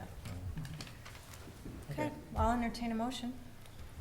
I'll make a motion to, what do we need to do? Give a recommendation to St. Bonnie or give our okay? Well, it's on our- Support, yeah. So I think Support. it would be a motion to support the removal of the barricade. Okay, a motion to support the removal of barricade on Glacier Lane. Correct. Glacier Lane. Glacier Road. Okay, Glacier. point of information, is it on Minnetrista Road or is it on a St. Bonnie Road? To Minnetrista. Okay, so, But both councils need to agree by resolution to remove it. okay, thank you. Okay, thanks. I will second it. All those in favor? Aye. Aye. Okay, that's 4-0. Okay. Gary's not back. Oh, do I have to adjourn? Or? Yeah, just take a quick break. Go ahead, Greg. We're going to take a short recess and reconvene 5 minutes? in 5 minutes. Thank you.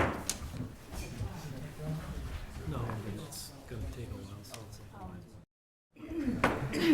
We'll reconvene this meeting, and our attorney from Kennedy and Graven, Mary Teachin, is going to cover data practices law. Well, how long do you have? I'm not going to cover the whole law. First of all, just maybe a brief introduction because none of you really know me. I have actually worked with the city of Minnetrista for quite a few years. I know Mr. Funk from over the years, and Brian Grimm I've worked with. Mike a little bit, I guess not quite as long, but yeah. But you have a great staff. I just want you to know that. But again, my name is Mary Teachin. I work with Sarah and Ron at Kennedy and Graven.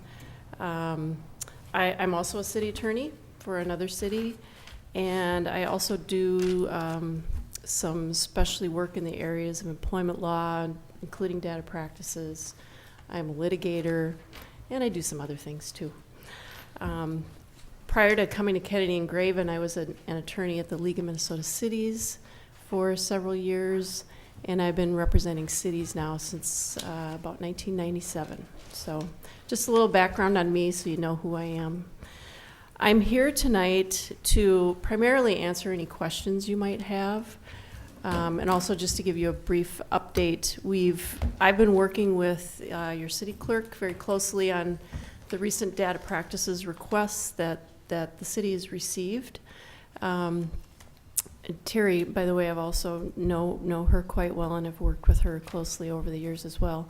We are working, Terry, of course, is putting in the bulk of the work on reviewing the documents that have been provided by you all.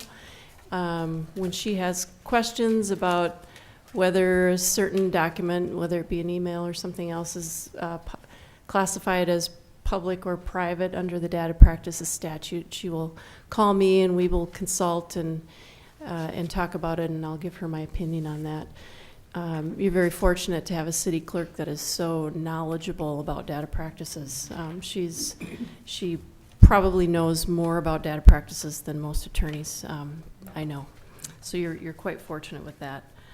I would encourage the council, I know that you've already provided a lot of information in response to the requests.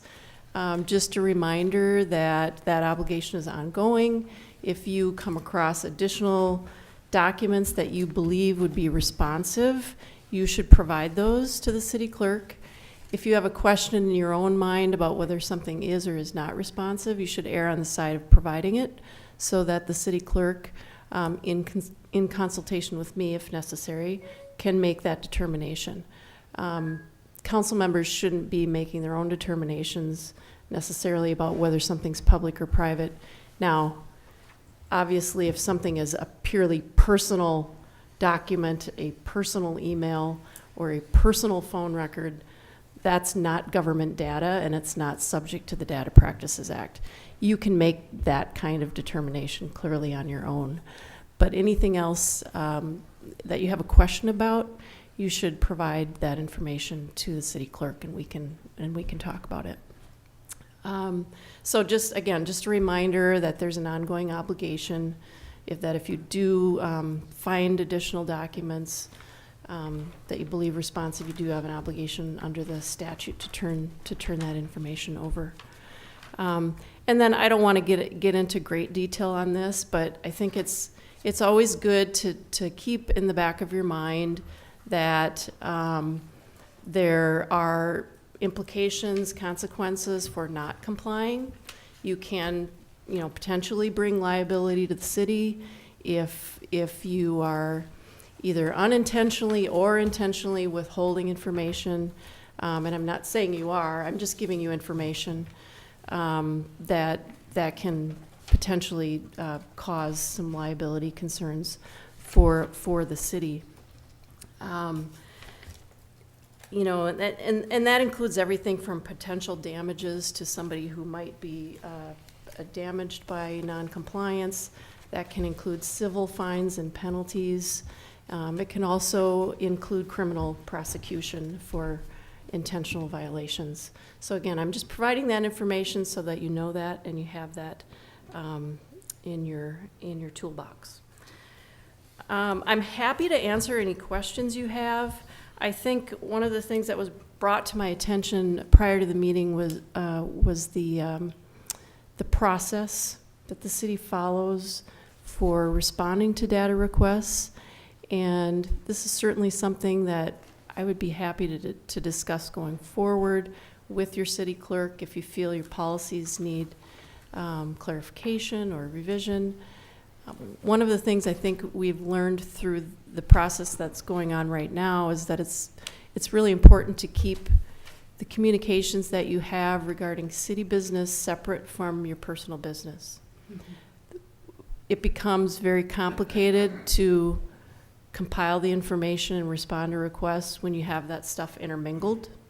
And so my recommendation, I think, would be to, when you're having correspondence with residents or business owners, what have you, anything related to city business, just use your city email account. That's the best, easiest way to just make sure that if we do get a data practices request, all of the information is going to be in one place.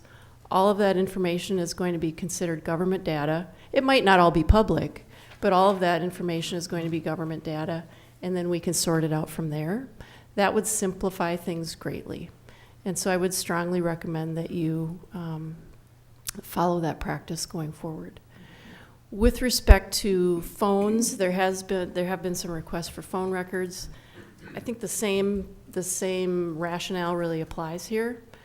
If with a few additional comments I have about that. Phone communication, in my opinion, between council members should be very, very limited because, as you all know, under the open meeting law, you are required to have any discussion about city business between yourselves occur at a public meeting. And so any phone records that do exist, and if you do end up getting city issued phones, I think that's a discussion you're going to have at some point. Phone conversations with each other should be minimal, and so if there are data requests regarding phone records, we should be able to respond to that very quickly because in the ideal world there wouldn't be very much data to respond. Now, of course, that doesn't mean that two of you can't get together, less than a quorum of you are certainly able to get together and talk about an issue. The problem arises when you have what we would call serial meetings about city issues.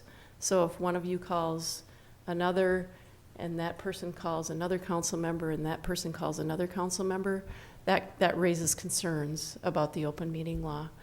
And again, providing you with information so that you can keep this in mind in practices going forward.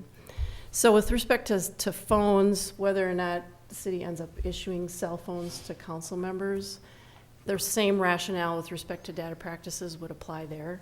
Keep your city business communications, phone calls with residents about city business on the city phone, and keep it separate from your personal cell phone.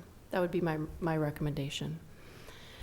With that, I would be happy to answer any questions you might have. We are currently still working on reviewing emails and other documents that have been provided in response to the data requests. I want everybody to know that's being done with all due diligence. City clerk has spent many, many hours reviewing documents, and she's doing a great job. There is an obligation to respond within a reasonable time period, but as long as, and that's subject to interpretation, of course, but with the amount of information we have, we need to just make it clear that we are doing that as quickly as we can and within as reasonable time period as we can. So, do any of you have any questions? I do. Do other cities archive the data so it's readily available? I'm just trying to think of ways to streamline this process because obviously we can't continue to have our clerk working 60 hours a week. Sure. Trying to fulfill these data requests. Mm. So is there a way that like every week you just back up your data and then it's archived at the city and it's easily accessible by the clerk? Absolutely, and again, going forward, once you have all of that information stored just on the city account, for example, there are requirements under state law to retain data. Not all data is required to be retained. Only official records, what we call official records under the state statute. So, for example, not every email you get is going to be a record that needs to be retained. For example, you might have an email with the city clerk about putting something on an agenda or some issue that doesn't result in any official action or doesn't document some government decision. Not every transitory communication is an official record that needs to be kept. So, but there are rules and regulations about retaining data, and I believe the city has a policy in place regarding that. Go ahead.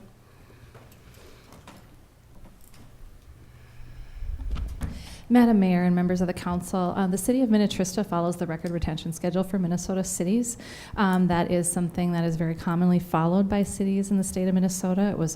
The council back in the 80s agreed to follow this, and it's something that is updated by a city clerk board through the MCFOA and the LMC, and it's updated every 2 years. And by following that and deciding to follow that, we just follow the new updated one. We don't have to do additional work. If we choose to retain our records on a different schedule, there's a lot more work, and there's boards you have to have it approved by. You have to have it approved by the Historical Society. You have to maintain and update that document, so it's very time consuming.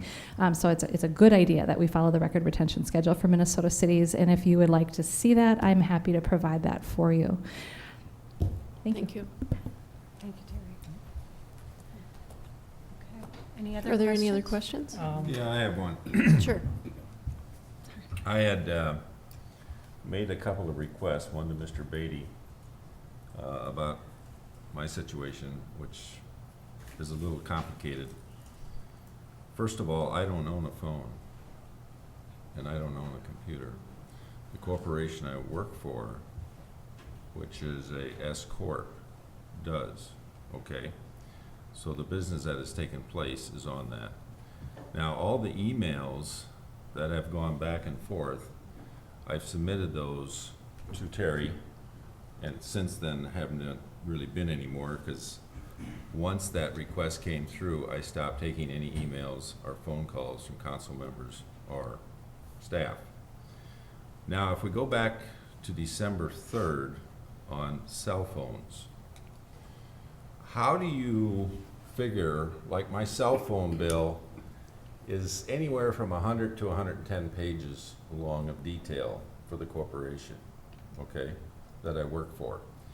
And I mean, it's 10 to 12,000 minutes each month. What do I do? Do I cross out all the numbers and just leave the couple that may have been during that December 3rd period to the last request?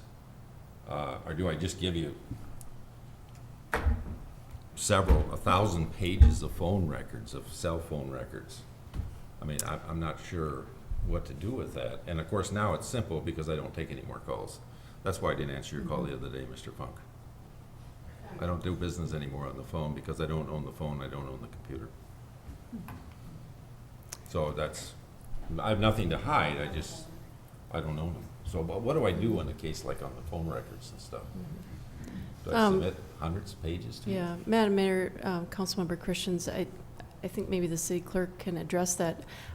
Just one comment I would make is that I think if you have questions, unfortunately, even though it's voluminous and there's a lot of information, if there's government data in there, it's information that we have to look at.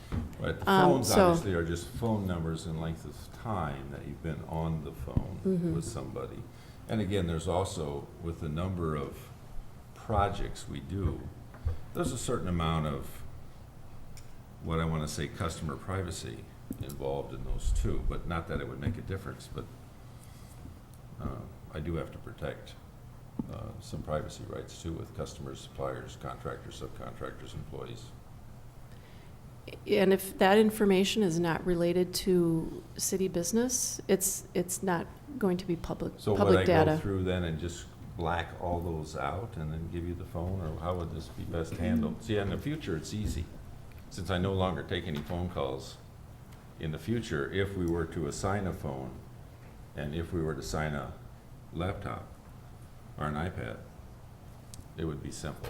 And that would make it easy for you, because then you'd have all your records there daily. Mhm. Madam Mayor and Councilmember Christians, Mr. Vanderlinde is actually in the very same situation that you're in.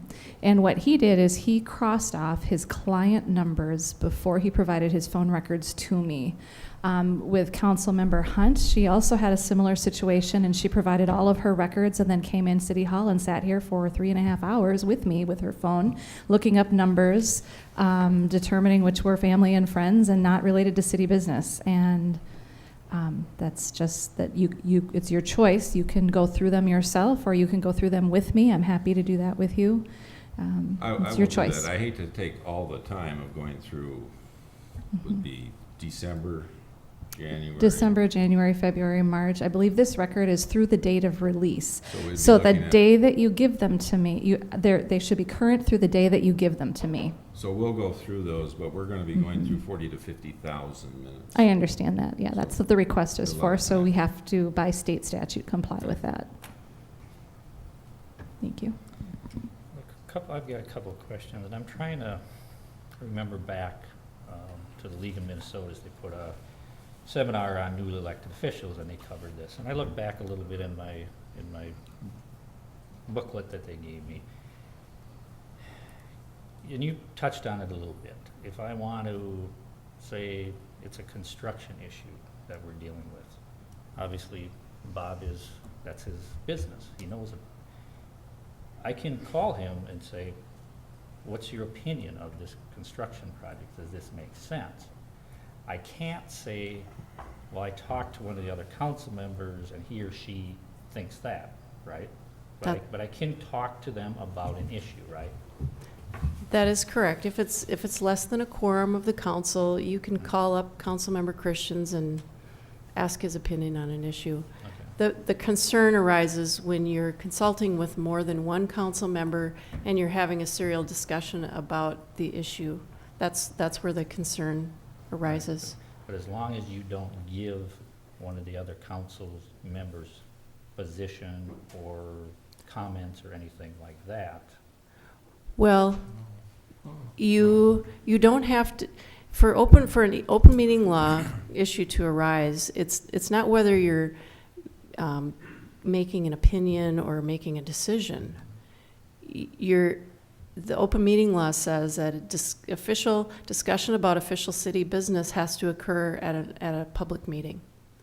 Doesn't matter if you're not making a decision or you're not, or whether you're just not giving your opinion. That's not the question.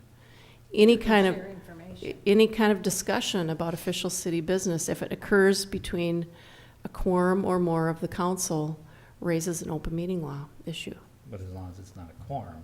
Well, if I can chime in. But you said that we can send you stuff and you can share information. That's not an open meeting violation. Well, there's two different things here, so correct me if I'm wrong, Mary. Going back to Mr. Vanderlinde's point, you can't, as a council member, as an example, call Ms. Hunt and say, what do you think about?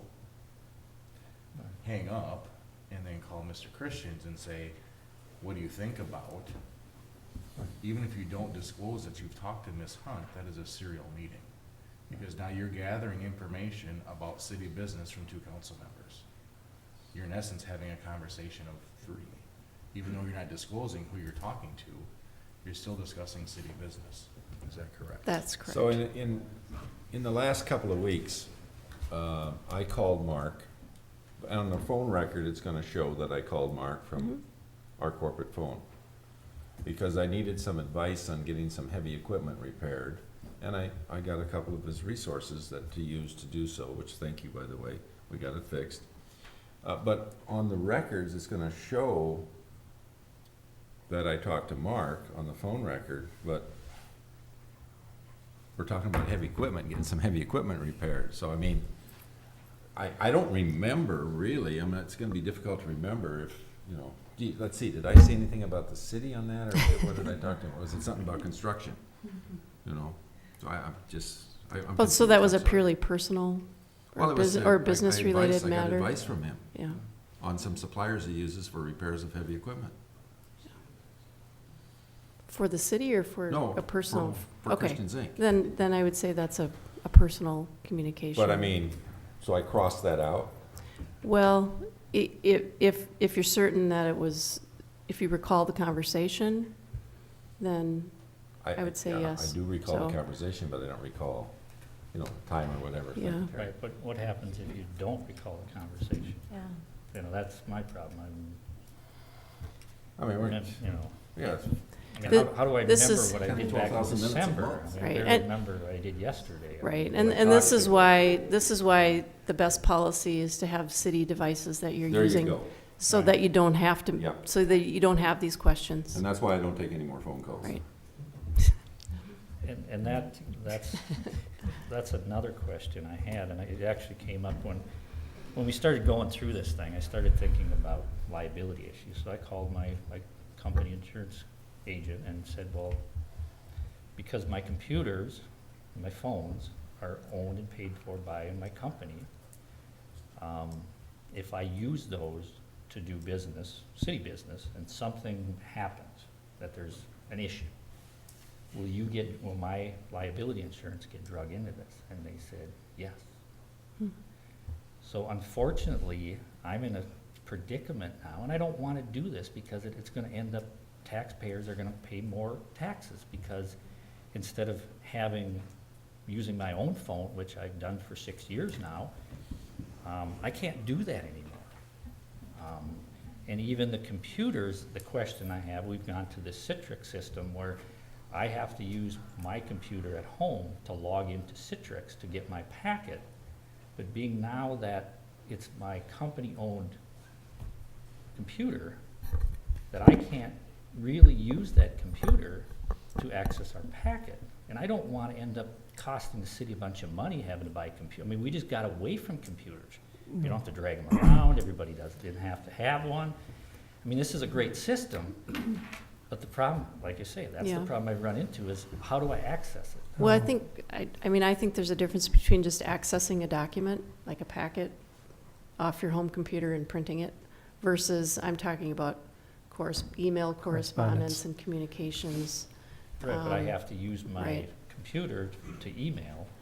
But you have a separate established city account. Right. And Mr. You- Vanderlinde and members of the council, your email accounts, they're stored here at the server at the city of Minnetrista.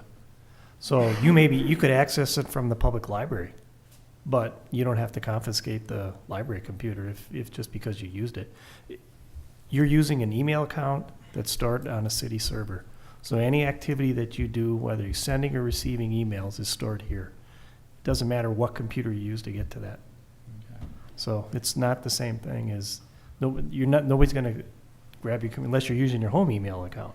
Then that's a different deal. Right, no, I quit doing that. Me too. And I mean, I think the big thing is here is, my whole thing is to make this easier for Terry. And this is kind of shocking. I asked her today for some information of what she has spent, the time she spent on this thing. From March 23rd, the pay period to 4/05, she spent 98.5 hours on this. That's 18 and a half hours of overtime. Her comp account is full. So she gave 18 and a half hours of her life to the city of Minnetrista for absolutely no compensation. The following week, she gave 24 and a half hours to the city with absolutely no compensation. And that's why this has to be fixed, because I will not ask one of our employees, especially Terry, which is, I'd hate to even think if we didn't have her, is to ask her to do this, to put her in this situation. I mean, it took me, I don't know how many hours to go through my stuff. You know, I can do that. I realized that it was a bad decision on my part to start using my personal email and my personal phone. But I don't want our employees to pay for this. I mean, we have to do something to get her some help, and unfortunately, it's gonna cost us some more money, but I'm not gonna have her sitting here on weekends and evenings until 10 o'clock at night. And unfortunately, in this scenario, there's also another 6 hours that she didn't report, that she completely just gave to us.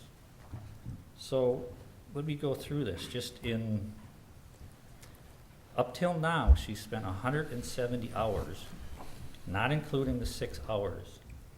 So it's 176 hours she has spent on these 2 data requests. And if I didn't misunderstand her, that she's not done yet, and it sounds like maybe she's halfway done, and there's more requests coming. There are, Madam Mayor and members of the council, there are 2 more requests that I have not processed yet, and yes, I have 934 emails to still go through. I mean, we need to fix this problem. Yeah. I mean, this is, and I realize that data requests are part of the law, so we have to do this. But like I say, and that's why I'm asking our attorney, what is the solution? Do we have to get, and like I say, I don't want to burden the taxpayer with a phone, and I don't want to carry another phone around. But I don't know if we have any choice. I mean, we've got to communicate with staff. The nice thing about this one though, is because if the phone records, and each do carry a phone, yeah, it's kind of crazy to carry 2 phones. But in the event you do, Terry has the records accessible to her Right. every minute. I mean, she can go and find out at any time, any day, what transpired. I mean, it's kind of a pain to carry 2 phones, but you know, you gotta do what you gotta do. I mean, with all the technology, is there something we can add to our system to help you? Or is it still just a one-on-one person sitting there going through this stuff? Well, in terms of public and private data and what is releasable and what is not releasable, that is going to take an individual to sit and go through the data to make sure that things are properly released, because we do need to be responsive to that law, and we need to release the appropriate amount, but not too much and not too little. So that does take a human being. But Yeah. you need help. And I'm not, that's not a question. Please don't answer that. But looking at this information, you need help. You need somebody to, you know, we've got to add somebody somewhere, at least to get, if it's a temp, to get through this thing.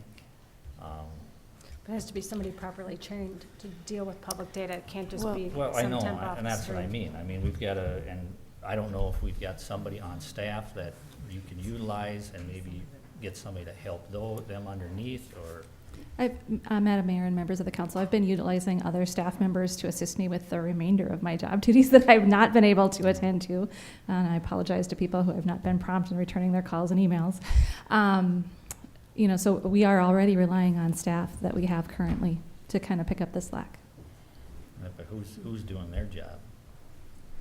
You know, They're are they- working extra. You didn't ask for those hours. Well, and that's what I'm almost afraid to ask for, those hours. So, I mean, I hate, you know, I hate to do it for this reason, but I think we're gonna have to look at least recommendations from staff. How can we help them on this thing? I mean, we don't have a choice. I'm not gonna ask Terry to sit here and donate 20 to 25 hours a week to the city for absolutely zero money. I mean, that's dedication. I mean, borderline maybe something else, but, you know. That's my job to get my job done, and so whatever that takes is what I Right, but just do. This is above and beyond what we expect. I mean, this isn't acceptable. So I don't know what we have to do. It's probably gonna end up coming out of reserves. I don't know where else we're gonna find the money. And I hate to do this, but it is what it is. We're getting these requests and we have to fill them. That's the letter of the law. So, I don't know. Oh, no. Does staff have any input to phones, or, I know that I requested a phone. Mhm. That it's coming tomorrow? Yeah. Yeah, and Because I'm not gonna use my personal I've phone. notified Mike as of the 22nd, which is tomorrow, I can't use it anymore. I won't, I can't. My insurance company said, if you don't eliminate this problem, find another insurance company. And they were okay with that. I said, I need to give them a little bit of time. And they said, fine. They said, just fix the problem. So, Do you have a couple comments? Well, I was just going to say, Madam Mayor and Council, as far as phones go, I mean, you know, that I guess that's really your decision about whether or not you want to have city-issued phones. My thought is that because your role as a council member is to come to the council meeting and have discussions with each other about city business at the council meetings, that perhaps it's not necessary for all of you to have city phones. Correct. But that's your decision. I mean, you know. You have to provide records for the people that you talk, your residents that you talk to, you know, I mean, vendors that you talk to. How do we communicate with staff? Staff? I mean, I don't carry a smartphone, as it's too big. You know, if I tried to, I'd destroy it. So I just got a little phone I can put in my pocket. I mean, I work construction, so I mean, smartphone's just not gonna work. And the mayor already has a phone, so I will get a phone, but I think we're gonna need 3 more phones. And that is, as Mary mentioned, Madam Mayor and Council, that is a policy decision of the council. If you want to have city-issued cell phones, you would just need to direct staff to purchase those, and we can implement that into our fleet of phones, if you will. We do use Verizon Wireless for that. And I want to just piggyback onto what Ms. Teachin mentioned in terms of roles and responsibilities of council members. I think part of the alleviation is, I mean, if you look at, obviously I don't know why, and I don't think, we can speculate on the motives of why people request certain data. I mean, Oh, they have a right to. people have a right, and there's speculation that of the communications that's occurring amongst council members. And so if you eliminate that and reduce that, that speculation goes away too. And so the less data the less communications you have with each other, the less data there is to sort through. The less emailing that you have amongst yourselves, the less data Terry has to sort through. And so I think, as Ms. Teachin mentioned, the role of you as a council is to, if you have your comments and questions, is to do it here and not the phone call or email communications. And that then eliminates any risk of people suspecting and wanting to see that data. The other thing I would mention too is, as it relates to if the city were to issue you a city-issued cell phone, that still doesn't preclude anyone from requesting to see your private phone data. Is that correct? That's So correct. as a public official, as an elected official, when you get elected, there are some, there's responsibility with that. And so even though you get a city-issued cell phone and you proclaim you're doing all your city business on your city-issued cell phone, doesn't preclude anyone from still asking to see your personal cell phone. Now, it might all be redacted. If you have thousands and thousands of emails, that could all be redacted, but nonetheless, if you're conducting city business on any device, personal or city-issued, it is considered government data, and it would have to be releasable. Is that correct? Yes, that's correct. But if there is no data, then we don't have Terry sitting here going through all Correct. this stuff. So it eliminates the problem. That's correct. Right. Right, I mean, I don't care. People can look at whatever they want. I mean, Right. I But- got nothing to hide. I've invited, an individual to come to my house and look at it. Unfortunately, he's declined. So I'm not trying to hide anything. I just don't like this. The 176 hours that somebody has spent because of something that I guess I should have done differently, and I would have eliminated that. And I apologize to her for that. I didn't realize that this would have turned out to create her so much work and having to give to the city at no compensation. And I think the only way to deal with that is to minimize the communications, because if they keep occurring to the extent they have been, then there is no way to get around that. it's going to happen. Oh, yeah. So the way to address that issue is just to minimize the communication outside of meetings, and then to simplify the process, to separate your accounts. That will, to get to your point, Councilmember Vanderlinde, that will go a long ways to simplifying the process. So what do you guys want to do about cell phones? I hate to do it, but from a liability standpoint, I can't. It would simplify Terry's job Yes, tremendously. yes. And then we just make a point, like I've already made a point, I'm not taking calls, so. I mean, I know it's It would gonna, be simplified to her, she'd have records available to her at all times. right, it's gonna cost some money, unfortunately, but it's also, in the long run, it's gonna save, you know, what's her time? It'll save a lot of her time. Right, right. Okay, I'll entertain a motion. I make a motion that, what do we need, just for council? Yeah, because the mayor has a phone. Okay, that the city will be issuing, city-owned, what type of phones are we talking? Just, do they need to be smartphones, or, I mean, how do we, so if we're okay with accessing our packet from our company-owned or personal computers, then we're just looking at strictly communication. We don't need internet access or anything like that. Can I ask one question? Is it for the public to get a hold of you? Because Both. that's the, okay. I just Both. wanted to clarify Yeah, that. public. Because like she said, you're not supposed to be talking amongst each other, so. Well, For anybody, yeah. Okay. Right. Yeah. Staff. Clarify that. I mean- So Staff. your numbers would be published. Absolutely. Yes. So the numbers would have to be published. On the website. They'd be on the website. They'll be on the website. And what's Yes. nice about it, Expected to answer when you want. yeah, what's nice about it is then when the new people come in, they have the same phone number. Yeah, that's true. You know. If you, well, I have Yeah. a question. I am listed for a data request.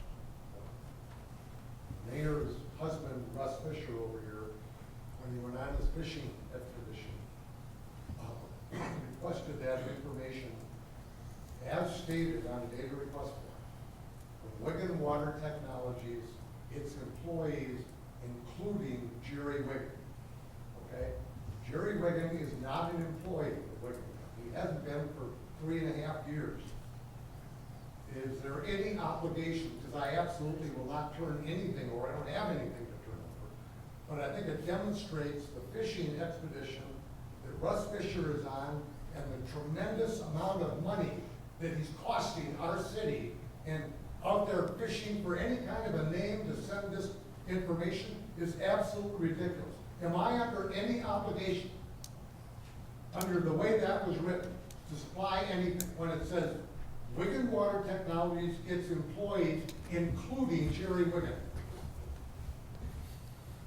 Sir, the requests are for government data. You are not, your emails are not subject to the data practices Right. statute. That gives me an indication of how thoroughly he has researched this. He's on the fishing expedition.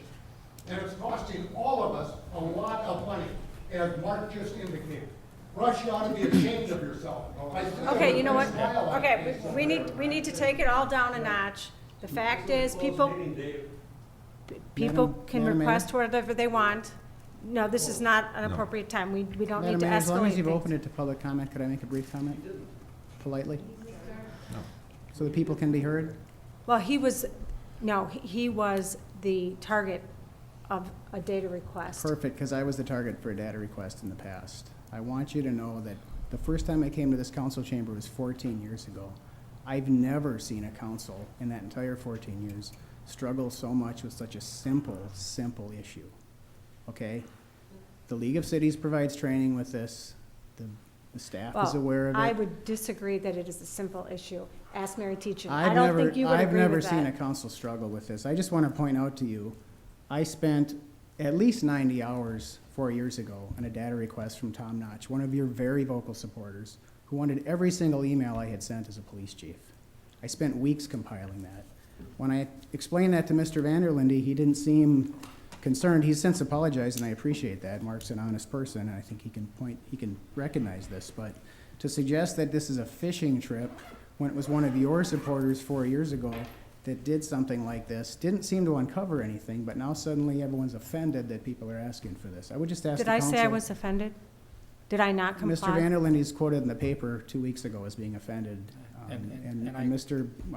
Christians believed it was an insult, or harassment. I think I'm I've sorry. stated 3 times today, Chief Kolb, that people have a right to request this information. I appreciate that. Have I not said that 3 times today? I just want to make it clear that this is not a new phenomenon, and one of your very vocal supporters really did this very heavily 4 years ago. I believe you were all aware of it. I may be wrong, but there didn't seem to be a huge outcry at that time about the use of staff time. Right, Thank you. Dave, let me make it clear that I don't condone anybody to do this. I mean, I understand that there's information out there, you gotta get it. But if it's, like I say, you know, it is what it is. I just feel that if there's merit behind it, I would ask all of our residents, when you make data requests, and Dave, when this happened, I didn't have any idea of the time, you know, and I, like I say, I apologize to you. I didn't realize that how much time. It's come to my attention how much time this takes. So I would make a plea to all residents, when you make data requests, please understand what you're doing and who you are affecting. I mean, ultimately, you're affecting your own tax base, you know. The more staff we have on, the more the more data requests we have, the more people we're gonna have to put on. It's gonna cost everybody more money. So I just would ask that everybody, not just 1 or 2 people, everybody thinks about when they do data requests on what you're asking for. Since So- Mr. Wiggin had his little outburst, can I be allowed to address, and I'll be a little civil here. If you'll keep it civil. I'll keep it civil. I don't like you guys, but I'll keep it civil. You just lost your civilness there, Russ. Yeah, well, anyway. I'm just kind of curious, you know, I mean, I put in a couple of data requests, the paper's put in a couple of data requests, and we're getting back some things that are not very pretty, but most of it is just sort of mundane. You've actually been the best on responding. And Mark, I don't think you have a lot. I don't think you use technology a lot. Arlene, I don't know. I don't think that you have a lot. I would say Bob has probably got more than he's sent us. I don't know. There's no way for me to know. It's an unknowable. But on average, Terry, on average, the amount of time that you spend on data requests, what would you say it is? Over the last, 2, 3, 4 years even. You say how much time? Yeah, percentage of your time. You know, Madam Mayor and members of the council, to answer Mr. Fisher's question, it really varies. There are some weeks, honestly, or even a month or 2, you know, where we don't have any requests, and then there'll be a hot button issue, and we'll get a bazillion. We will get a lot, and it's not uncommon. Also, election years, we typically see more data requests the closer we get to elections. It's entirely up to the citizen, you know, the body of citizens and how engaged they are. And when they're happy, they don't really ask for data. And when there's something that they're interested in or unhappy with, they're here asking for data. And so it can range from nothing to what you're seeing now. It just maybe has not come to your attention because it hasn't included you. And Mark, this is a blip. This is going to go away. This is, and a fishing expedition. If it's a fishing expedition, I got my limit. You know, I'll give you that, yeah. Now, Mr. Notch here actually sent a very libelous email, and he didn't have to. It was between him and a couple of individuals, but he brought you guys into it by copying you, Ann, and copying you, Bob.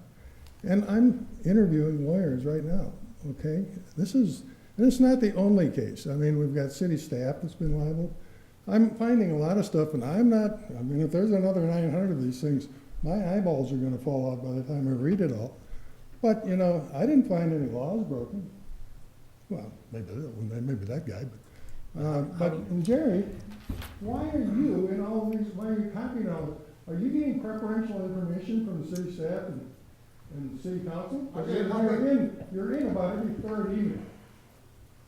Well, okay? it may be, Russ, I may be in there. Well, then, But then what what you you have have to to say say is is going going to to become public because information. I am not an employee of Wigan County. You are on a fishing Why are you? Okay. Okay, all right, We need to end this conversation. Yeah, you can't talk to him anyway. But anyway, I'm not after anybody's butt here.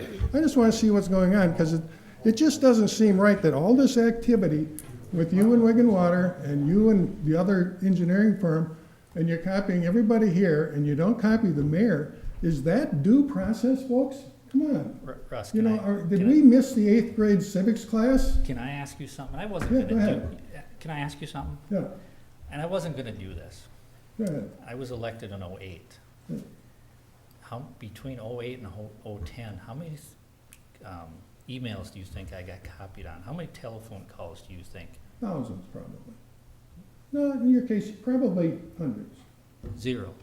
Well, okay, good for you. And did I? Zero? Did Wait I? a minute, I've got emails from you. From '08 to '10, Okay. 0. What, do I have to make another Am data I- request? Am I whining and crying about it? No. Okay. I was No, in I'm the, just- I was in the minority, and I knew that, and that's the way it is. But what I'm saying, Mark, is the due process has gone out the window, and along with it, the transparency that all of you promised has gone out the window. And I find it objectionable, okay? And on the other hand, Terry, I don't expect these things overnight, right? I mean, if you can fit them into your schedule, I'm just fine with it. And I don't care how long it takes, because if I find these issues, they're not going away, okay? So I don't care if it takes a month or 2 months. Well- It's supposed to take 10 days, I don't care, okay? Yeah, but it has to be a But, prompt you know, the response. thing is that, one of the things that'll be interesting, because I'll be here probably every meeting from now on. I don't know how you handle it, but I'll try. But anyway, I did put in a data request for a log of the data requests to find out who is requesting all this stuff. I know these were very large ones, and they're very uncomfortable for some of you. I would hate it if somebody put me in that position. But periodically, I'll be asking for them again to see how we're doing about, violations of the open meeting law, because I think we're gonna find some of those, okay? And I don't know, maybe the legal people can give us a hint of how many passes do they get on violating the open meeting law before they get sanctions? Madam Mayor, Council, I mean, the open meeting law establishes different violations. If there's, the statute says that if there's 3 or more intentional violations, then the person may be removed from office. Okay. We don't have to fight about this. I'm game to sit down with anybody and talk about this except Wiggins and Notch. Because, I like this city. My wife, my God, when we're getting ready for Trista days, you'd think it was another Christmas. She loves the city so much. And what it looks like to me is that this city council hates the city, hates the staff, hates anything that's what it looks like, Mark, okay? Don't roll your eyes, that's what it looks like to me. Okay. So there, okay, I'm through. Sorry you say that. I do have one question, and Mr. Fischer brought this up. What can we do if somebody copies us on something? I mean, do we have any control over that? I mean, we have 6,000 plus residents. I mean, Of you course. get copied by lots of people all the Sure. time. And Mayor and Council, of course, you can't control Right. whether somebody copies you on an email. I think, again, the key is to just keep it separate from everything else, and then it's easier to respond to. You can only control what you do. You can't control Right. what your fellow council members do. You can't control what residents do. If somebody's copying you on information, that's obviously completely outside of your control. But I think the thing for you as a group is just going forward is to look at your policies, make sure your city business is separate from your personal business, and limit discussion amongst yourselves outside of meetings, and a lot of your issues are going to go away if you do all that. Well, Can I ask one more question? Sure. I have a real concern for Mr. Wigan, because he's gone through a tremendous tragedy this last few days. He lost his wife 49 years on Friday. Yeah. You have not answered his question that I heard anyway about the fact of, since he no longer is an employee of Wiggins, he sold the company to his family. What position does that put him in? Because right now he's going through some terrible emotional issues with the standpoint that he just lost his wife of 49 years Friday. Mayor and Council, sorry to hear that news. Mr. Wigan is not required to provide information. It was on the request, that's why I think Well, the that's why request you brought was it up. to the city, so that is any city communications relating to him, but it's not, he's not required to provide information, Okay. so. Okay, so. I think the city clerk wants to comment on that as well. I just wanted to clarify that the data request was to the city, and he's asking for correspondence between the council and individuals. So we have not gone to Mr. Wiggin and asked him for his emails, and we will not, because that's not government data. Right. However, if you have emails with Mr. Wiggin that are to you, because you are elected officials, that may or may not be government data and does need to be submitted. So if you have not submitted it already, that does need to be submitted for review. Thank you. Yes, thank you for that clarification. Okay, thank Yes. you. Okay, so was there a motion? Yes, there was. Was there a second? On the phones. Right. Second it. All those in favor? Aye. 4-0. Just a clarification. Simple phone. They don't need to be smartphones. No, right? just a Just simple simple phone. phones, Just a simple, just so we can talk. Something cheap, just something, right. Cheap. No problem. Okay, so do we want to go to the SRO or do we want to go back to the Mattamy request? Let's go back to the. Let's go back to the Mattamy request. Can we also add something that we're taking off of this is what do we do about staffing? When do we talk about that? Or do we get input from our staff to see if they need, well, obviously they need help, but what can we do? Yeah, I think, Madam Mayor, Council Member Vanderlee, to answer your question about staffing levels, we certainly can add that to our next work session agenda. Okay, on the 5th? On the 5th of May. Okay. We can talk about that. Are you gonna make it that far? I'm in Philmar. Good, thank you. Appreciate you. all of All right, you. Thank you, Terry. Okay, so now we're going back to the request from Mattamy Homes to extend working hours and waiver of weight restrictions for tree planting. Is that you, Tom? Or who is that? He was gonna give an update. Oh, do you want to come back and update us on the berm situation? Mr. Gregg and I have reached an agreement to, basically, we're gonna get an easement and construct the berm onto Mr. Gregg's property. He kind of just wants to get this done in a time frame. I asked that you give city staff the ability to just approve the grading plan, the minor adjustments on it, and then we can get this behind us, and Greg, Does that require a motion? Mr. Gregg will be happy. I would wanna, where's Mr. Abel? He left. He didn't think he was gonna be here. Typically, those are just minor adjustments that are already in zoning code, usually get zoning administrator or the coordinator the authority. If not, maybe there'd be a motion that you could give. Right, Okay. let's just do it. Yeah, do it by Okay. motion. Let's make a motion to allow David Abel to approve a modification to the grading plan to construct the berm for Mr. Gregg. I so move. Second. All those in favor? Aye. Aye. Tom? Thank you Thank you. very much. Okay, so now we're on to the Mattamy Homes to extend working hours and waiver of weight restrictions for tree planting. Who's doing that? You wanna start out? Well, what we have is, I find my page in the packet, Mayor and Council. It looks like page 20. My computer went on. There. Oh, we did that. No. Hold on. Yeah, page 20. Excuse me, They logged Madam me Mayor, out. members of the council, on page 20, and there's some subsequent pages after that, page 23, I'll turn your attention to, is the official letter that we've received as staff with really the two requests. One is for the issuance of an overweight permit from the current 7-ton per axle to 9-ton per axle. This issuance would be only permitted for the installation of the 40 spruces for the Gregg property. And the second part of that request is a extension of the working hours to 10 o'clock p.m. That gives them the flexibility they need to get in, get to work, and really try to get it done. I think that's what we're trying to accomplish here with Mr. Gregg, is recognize what needs to be done and then giving the contractor the flexibility, or the developer the flexibility they need to accomplish that. Staff does have concerns with the weight restrictions, as you know, it's does not have the final lift on it. And so we do have reservations about the weight limits. Yeah. And if I might just interject, I do believe Tom, I hate to try to say that somebody said up here, but Tom seemed to think that Mr. Gray's concerns were more about his berm height and not necessarily the timing of the trees. So this might not be as big of an issue. We thought it was the big issue, that he wanted to have his screening immediately. But to do so, these trees are big and they are heavy. And they have, since they are so big, and they're evergreens, they're gonna be dug at certain times of the year.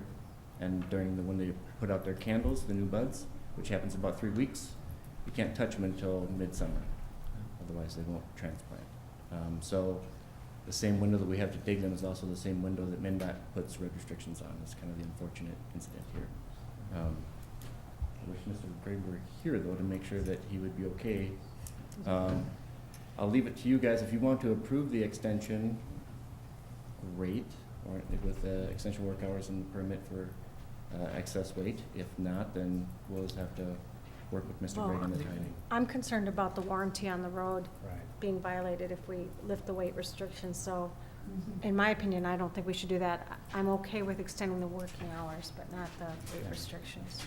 Yeah, I met with our engineer, Mark Erickson, out on site last week, and he did have concerns about our warranty on the road, that if we start running too much heavy traffic over a road that's not complete, that our contractor it may void our warranty. Very understandable. Just if we were trying to push, that was the one way we could get it done as soon as possible. And I noticed today that, and I don't know how dry it's gonna be, but there is still a temporary access off of 7, which if it is dry enough, you could probably do off-road if you had to. We can look into that. I think Yeah. we need to get a permit from MnDOT to use that though for construction purposes. So we'll have to look into that as well. Oh, okay, okay. If the permit is not issued, you may want to consider granting the extended working hours for the time that we do put the trees in, which whether that wasn't at the next opportunity will be, so then we can just get these in a short period of time. I'm okay with that. Do they need to bring that back to us with a time, or can't hardly leave it open-ended, can we? Just for tree planting, if we. Just for tree planting. Okay. Just for this, we have Okay. this one specific area around Mr. Gregg's property, and that's the only request that Okay. we're asking. Okay. So we would need a motion to that effect, Madam Mayor. Okay, I'll make a motion to approve extending working hours for the planting of the trees for the berm at Gary Gregg's residence, and not for lifting the weight restrictions. I'll second it. All those in favor? Aye. Aye, 4-0. Okay.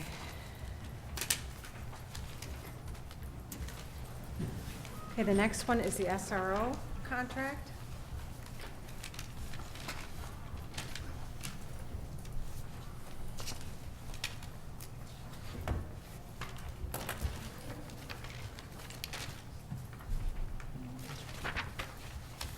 I was going to suggest one change where we identify the exact amount at 5.1. It's on page 205.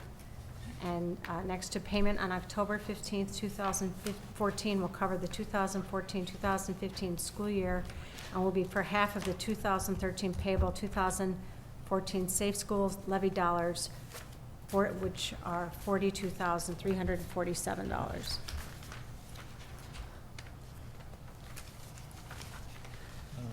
Has our attorney looked through this to make sure that it's? Did you get a copy? Ron has reviewed it. Yeah, Okay. I think he reviewed it when we originally, what did you say, presented it to the school board? Correct. That is the, Madam Mayor and Council, that is the same contract that we've had in place, and so there's nothing substantially different from this contract with previous contracts. Again, it alludes to in the section that Mayor Hunt just referenced, in terms of the payment, refers to the school levy. So I think you're looking to modify that language for the first year. I'm sorry, I didn't hear the number. It was 42,347 is the number that I was Right. given from Chief Halls. That's correct, right, Chief? That is Fox? correct. Okay.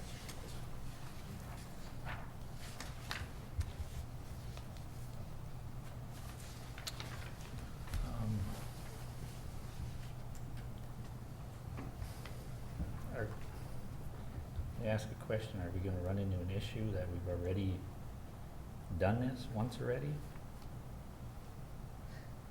You know what I'm saying? I mean, we We made, approved this at the we February approved it 3rd. already. I think maybe look for assistance from legal, but I think on the February 3rd meeting, what you approved was the actual concept, where I think it was in terms of, in the discussions with the school district, you took a position that you were supportive of this agreement, provided some other conditions were met. And so you didn't actually at that time approve the agreement. Okay. So really what the action, if you're looking to approve this agreement, you would need to do so by motion. Okay. Make a motion to approve a contract with the Westonka School District for the SRO for the years of 14, 15. Now, it's a 2-year contract in 15, 16. Now, the money that is the $42,347, is that just for the 14, 15? That is correct. And not for the 15, 16? Right. Okay. So the For the language 2 is years. written. That's for the 2 years. 14 No, and because 15. if it goes up the second year, Right. in 5.2, it says, payments for the future year will continue to be half of the Safe Schools levy dollars. Right. So if it goes up, we get half. But it's a 2-year contract. Correct. Yes. Correct. But the first year is 42,347. I'll second it. All those in favor? Aye. Aye. Aye. 4-0.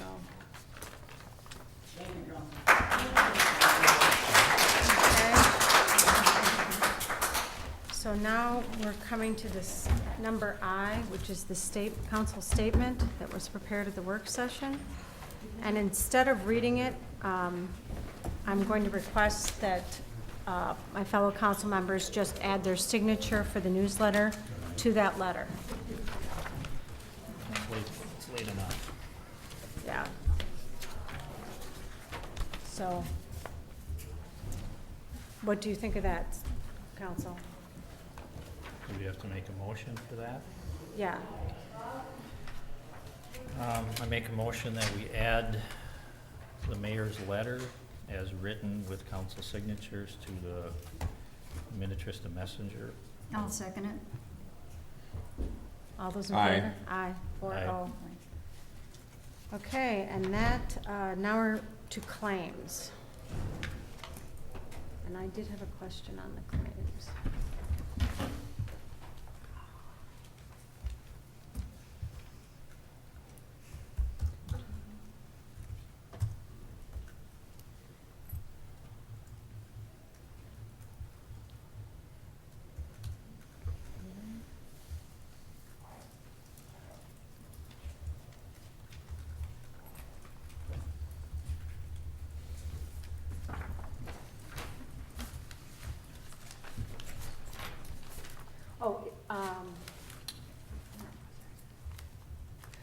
It's about the Gillespie property.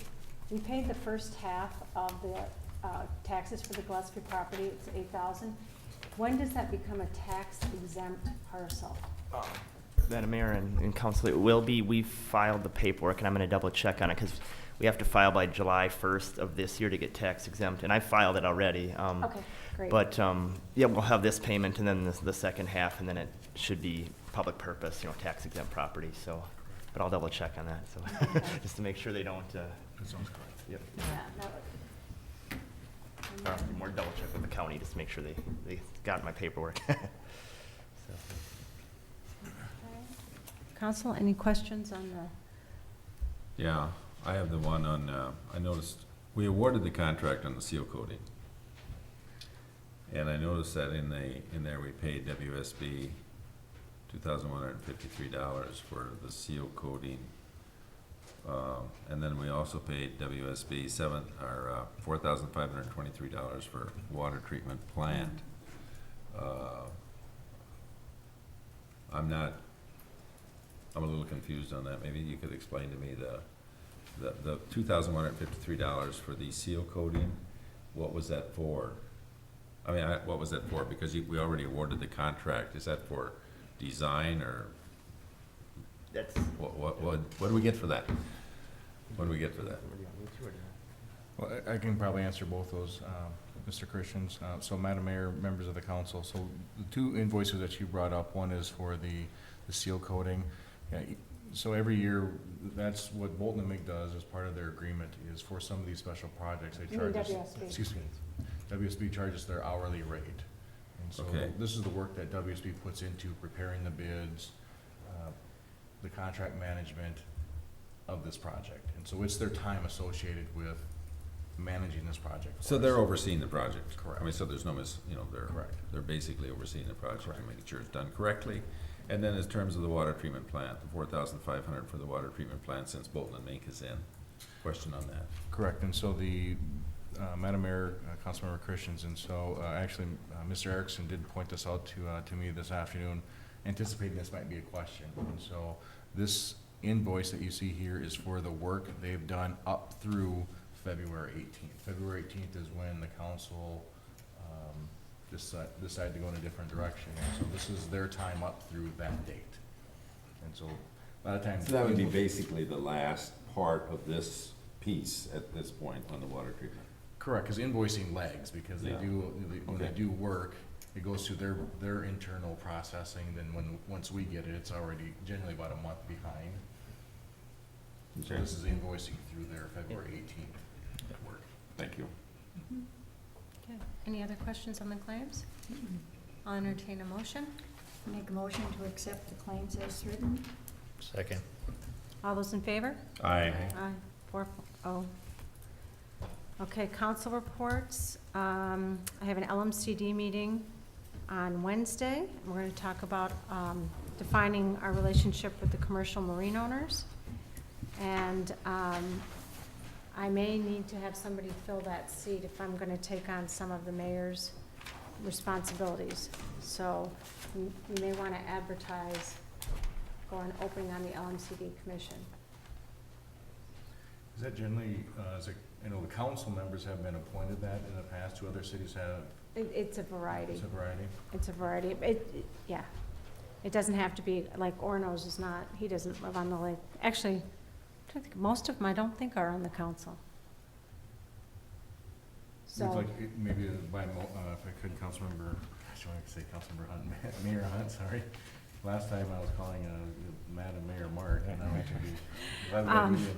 so So, I'd like to make a motion to open the position of LMCD representative. And maybe we can interview people at the May 19th meeting along with potential city council we can members. have two Right.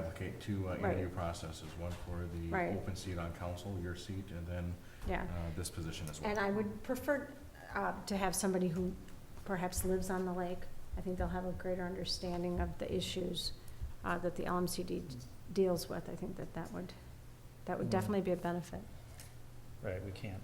I mean, they We don't can't- have to be, right, we but I can't say think that but, would help, because they would understand a lot of the dock issues. So, I'll second that. all those in favor? Aye. Aye. It's 4-0. And if one of you council members would like to take over LMCD, let me know too. And then, council reports, Mark? We had a Pioneer Sarah Creek meeting here, when was it? The other day, Thursday. And I would ask the council to go to their website and check out the third generation plan. They're asking for input on it to see if there's any things you don't like about it, any questions, any comments. If you get a chance, take a look through it. They would like to have that by their next meeting, so it'd be, when was it, a month from, we meet every month, so it'd be basically another month. So if you get a chance, look through it. Send the comments back. Would have to come back to staff, and they'd have to forward them to me. I think that would be the legal way to do it. So, other than that, that's all I have. How about you, Arlene? I have nothing. How about you, Bob? My only comment was last week I got quite the education with the WCC, the Westonka Community Commerce, which, as all of you know, is 86 members of the businesses, local businesses here. And the program our presentation was put on by the Westonka group. They'll also be going to North Carolina to compete in a national competition on May 3rd. And I was shocked. I had absolutely no idea how far behind, how naive I have been on social networking. By the way, Facebook today is for the older people, the older generation. I've learned from Rettke. And I also learned that at the Westonka School with the Rettke program, what they have and how they operate their social networking it's unbelievable. I found out some things because of, I want to say it, 9th and 10th grade students that I would have never known from my granddaughter who goes to Waconia. That's how fast this went, within 10 to 15 minutes after it happened. Unbelievable education. So hats off to the Westonka group. Great. Okay, staff reports? I don't think we have anything else to add, Madam Mayor. There's something before we adjourn. I had at 6:40 this morning, I had another phone call for a violation of working hours on Kings Point Road. So what I'd like to ask the chief is, whoever's on duty, I mean, you don't have to do it every day, but can we rework our patrolling schedule to try and end up on Kings Point Road, you know, in that a little before 7, you know, 6:40, 6:50, 6:55, to try at least to drive in there and give these guys the message that this isn't going to be acceptable. And the complaint I had was there wasn't equipment running, but there was people out actually physically moving materials around. I'm assuming they were working on the house. That's what I got out of the conversation, that they were the builders, the contractors. So. Yes, Mr. Vanderlinde, we did, I have passed on numerous messages for extra patrol. At that time of the morning, we do just have one squad on, but I will continue to pass that message forward. And certainly if the person calling you would give us a call too, that would be very helpful as well. But we will do the best we can to provide as much extra patrol, especially in that area, because it's going to be ongoing for some time. So Yeah, and I mean, I'm not saying extra, I'm just saying, I'm assuming these guys have kind of routines that they, other than emergency. I mean, obviously it pulls them away, but they can Right. try and be in that corner of the city at that time, just to take a little drive in there and, Sure. like I say, you know, and if somebody's working, well, then it's up to the officer's discretion whether they get a ticket or not. I mean, if we put the signs there, and if we don't enforce it, that we might as well take the sign down. Right, I agree, and we have been providing extra patrol, so I know officers have been there in the mornings because they're very aware of the past complaints, so Okay. we'll continue to push that message out. I would appreciate that. Thank you. Okay, so that was the end of staff reports. Now we're going to suspend this meeting and go into close. Oh, Mr. Weibel, we are removing the barricade. That's probably why you're here. Yes, it's done. Okay. So now we're going to, now we're going into closed session for the city administrator performance review. Madam Mayor, before you do so, I'd just like to say that the city may close this meeting pursuant to Minnesota statutes 13D.05 subdivision 3A unless the city administrator requests that it be open. He chooses not to, no. Okay, then you may close it.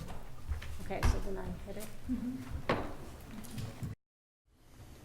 I will reconvene the open part of this meeting. We've come out of closed session. We reviewed Mr. Funk's performance evaluation. Council provided comments and feedback, but given the hour, we will continue this review at our next meeting on May 5th. I make a motion to adjourn? Second. All those in favor? Aye. This meeting is adjourned.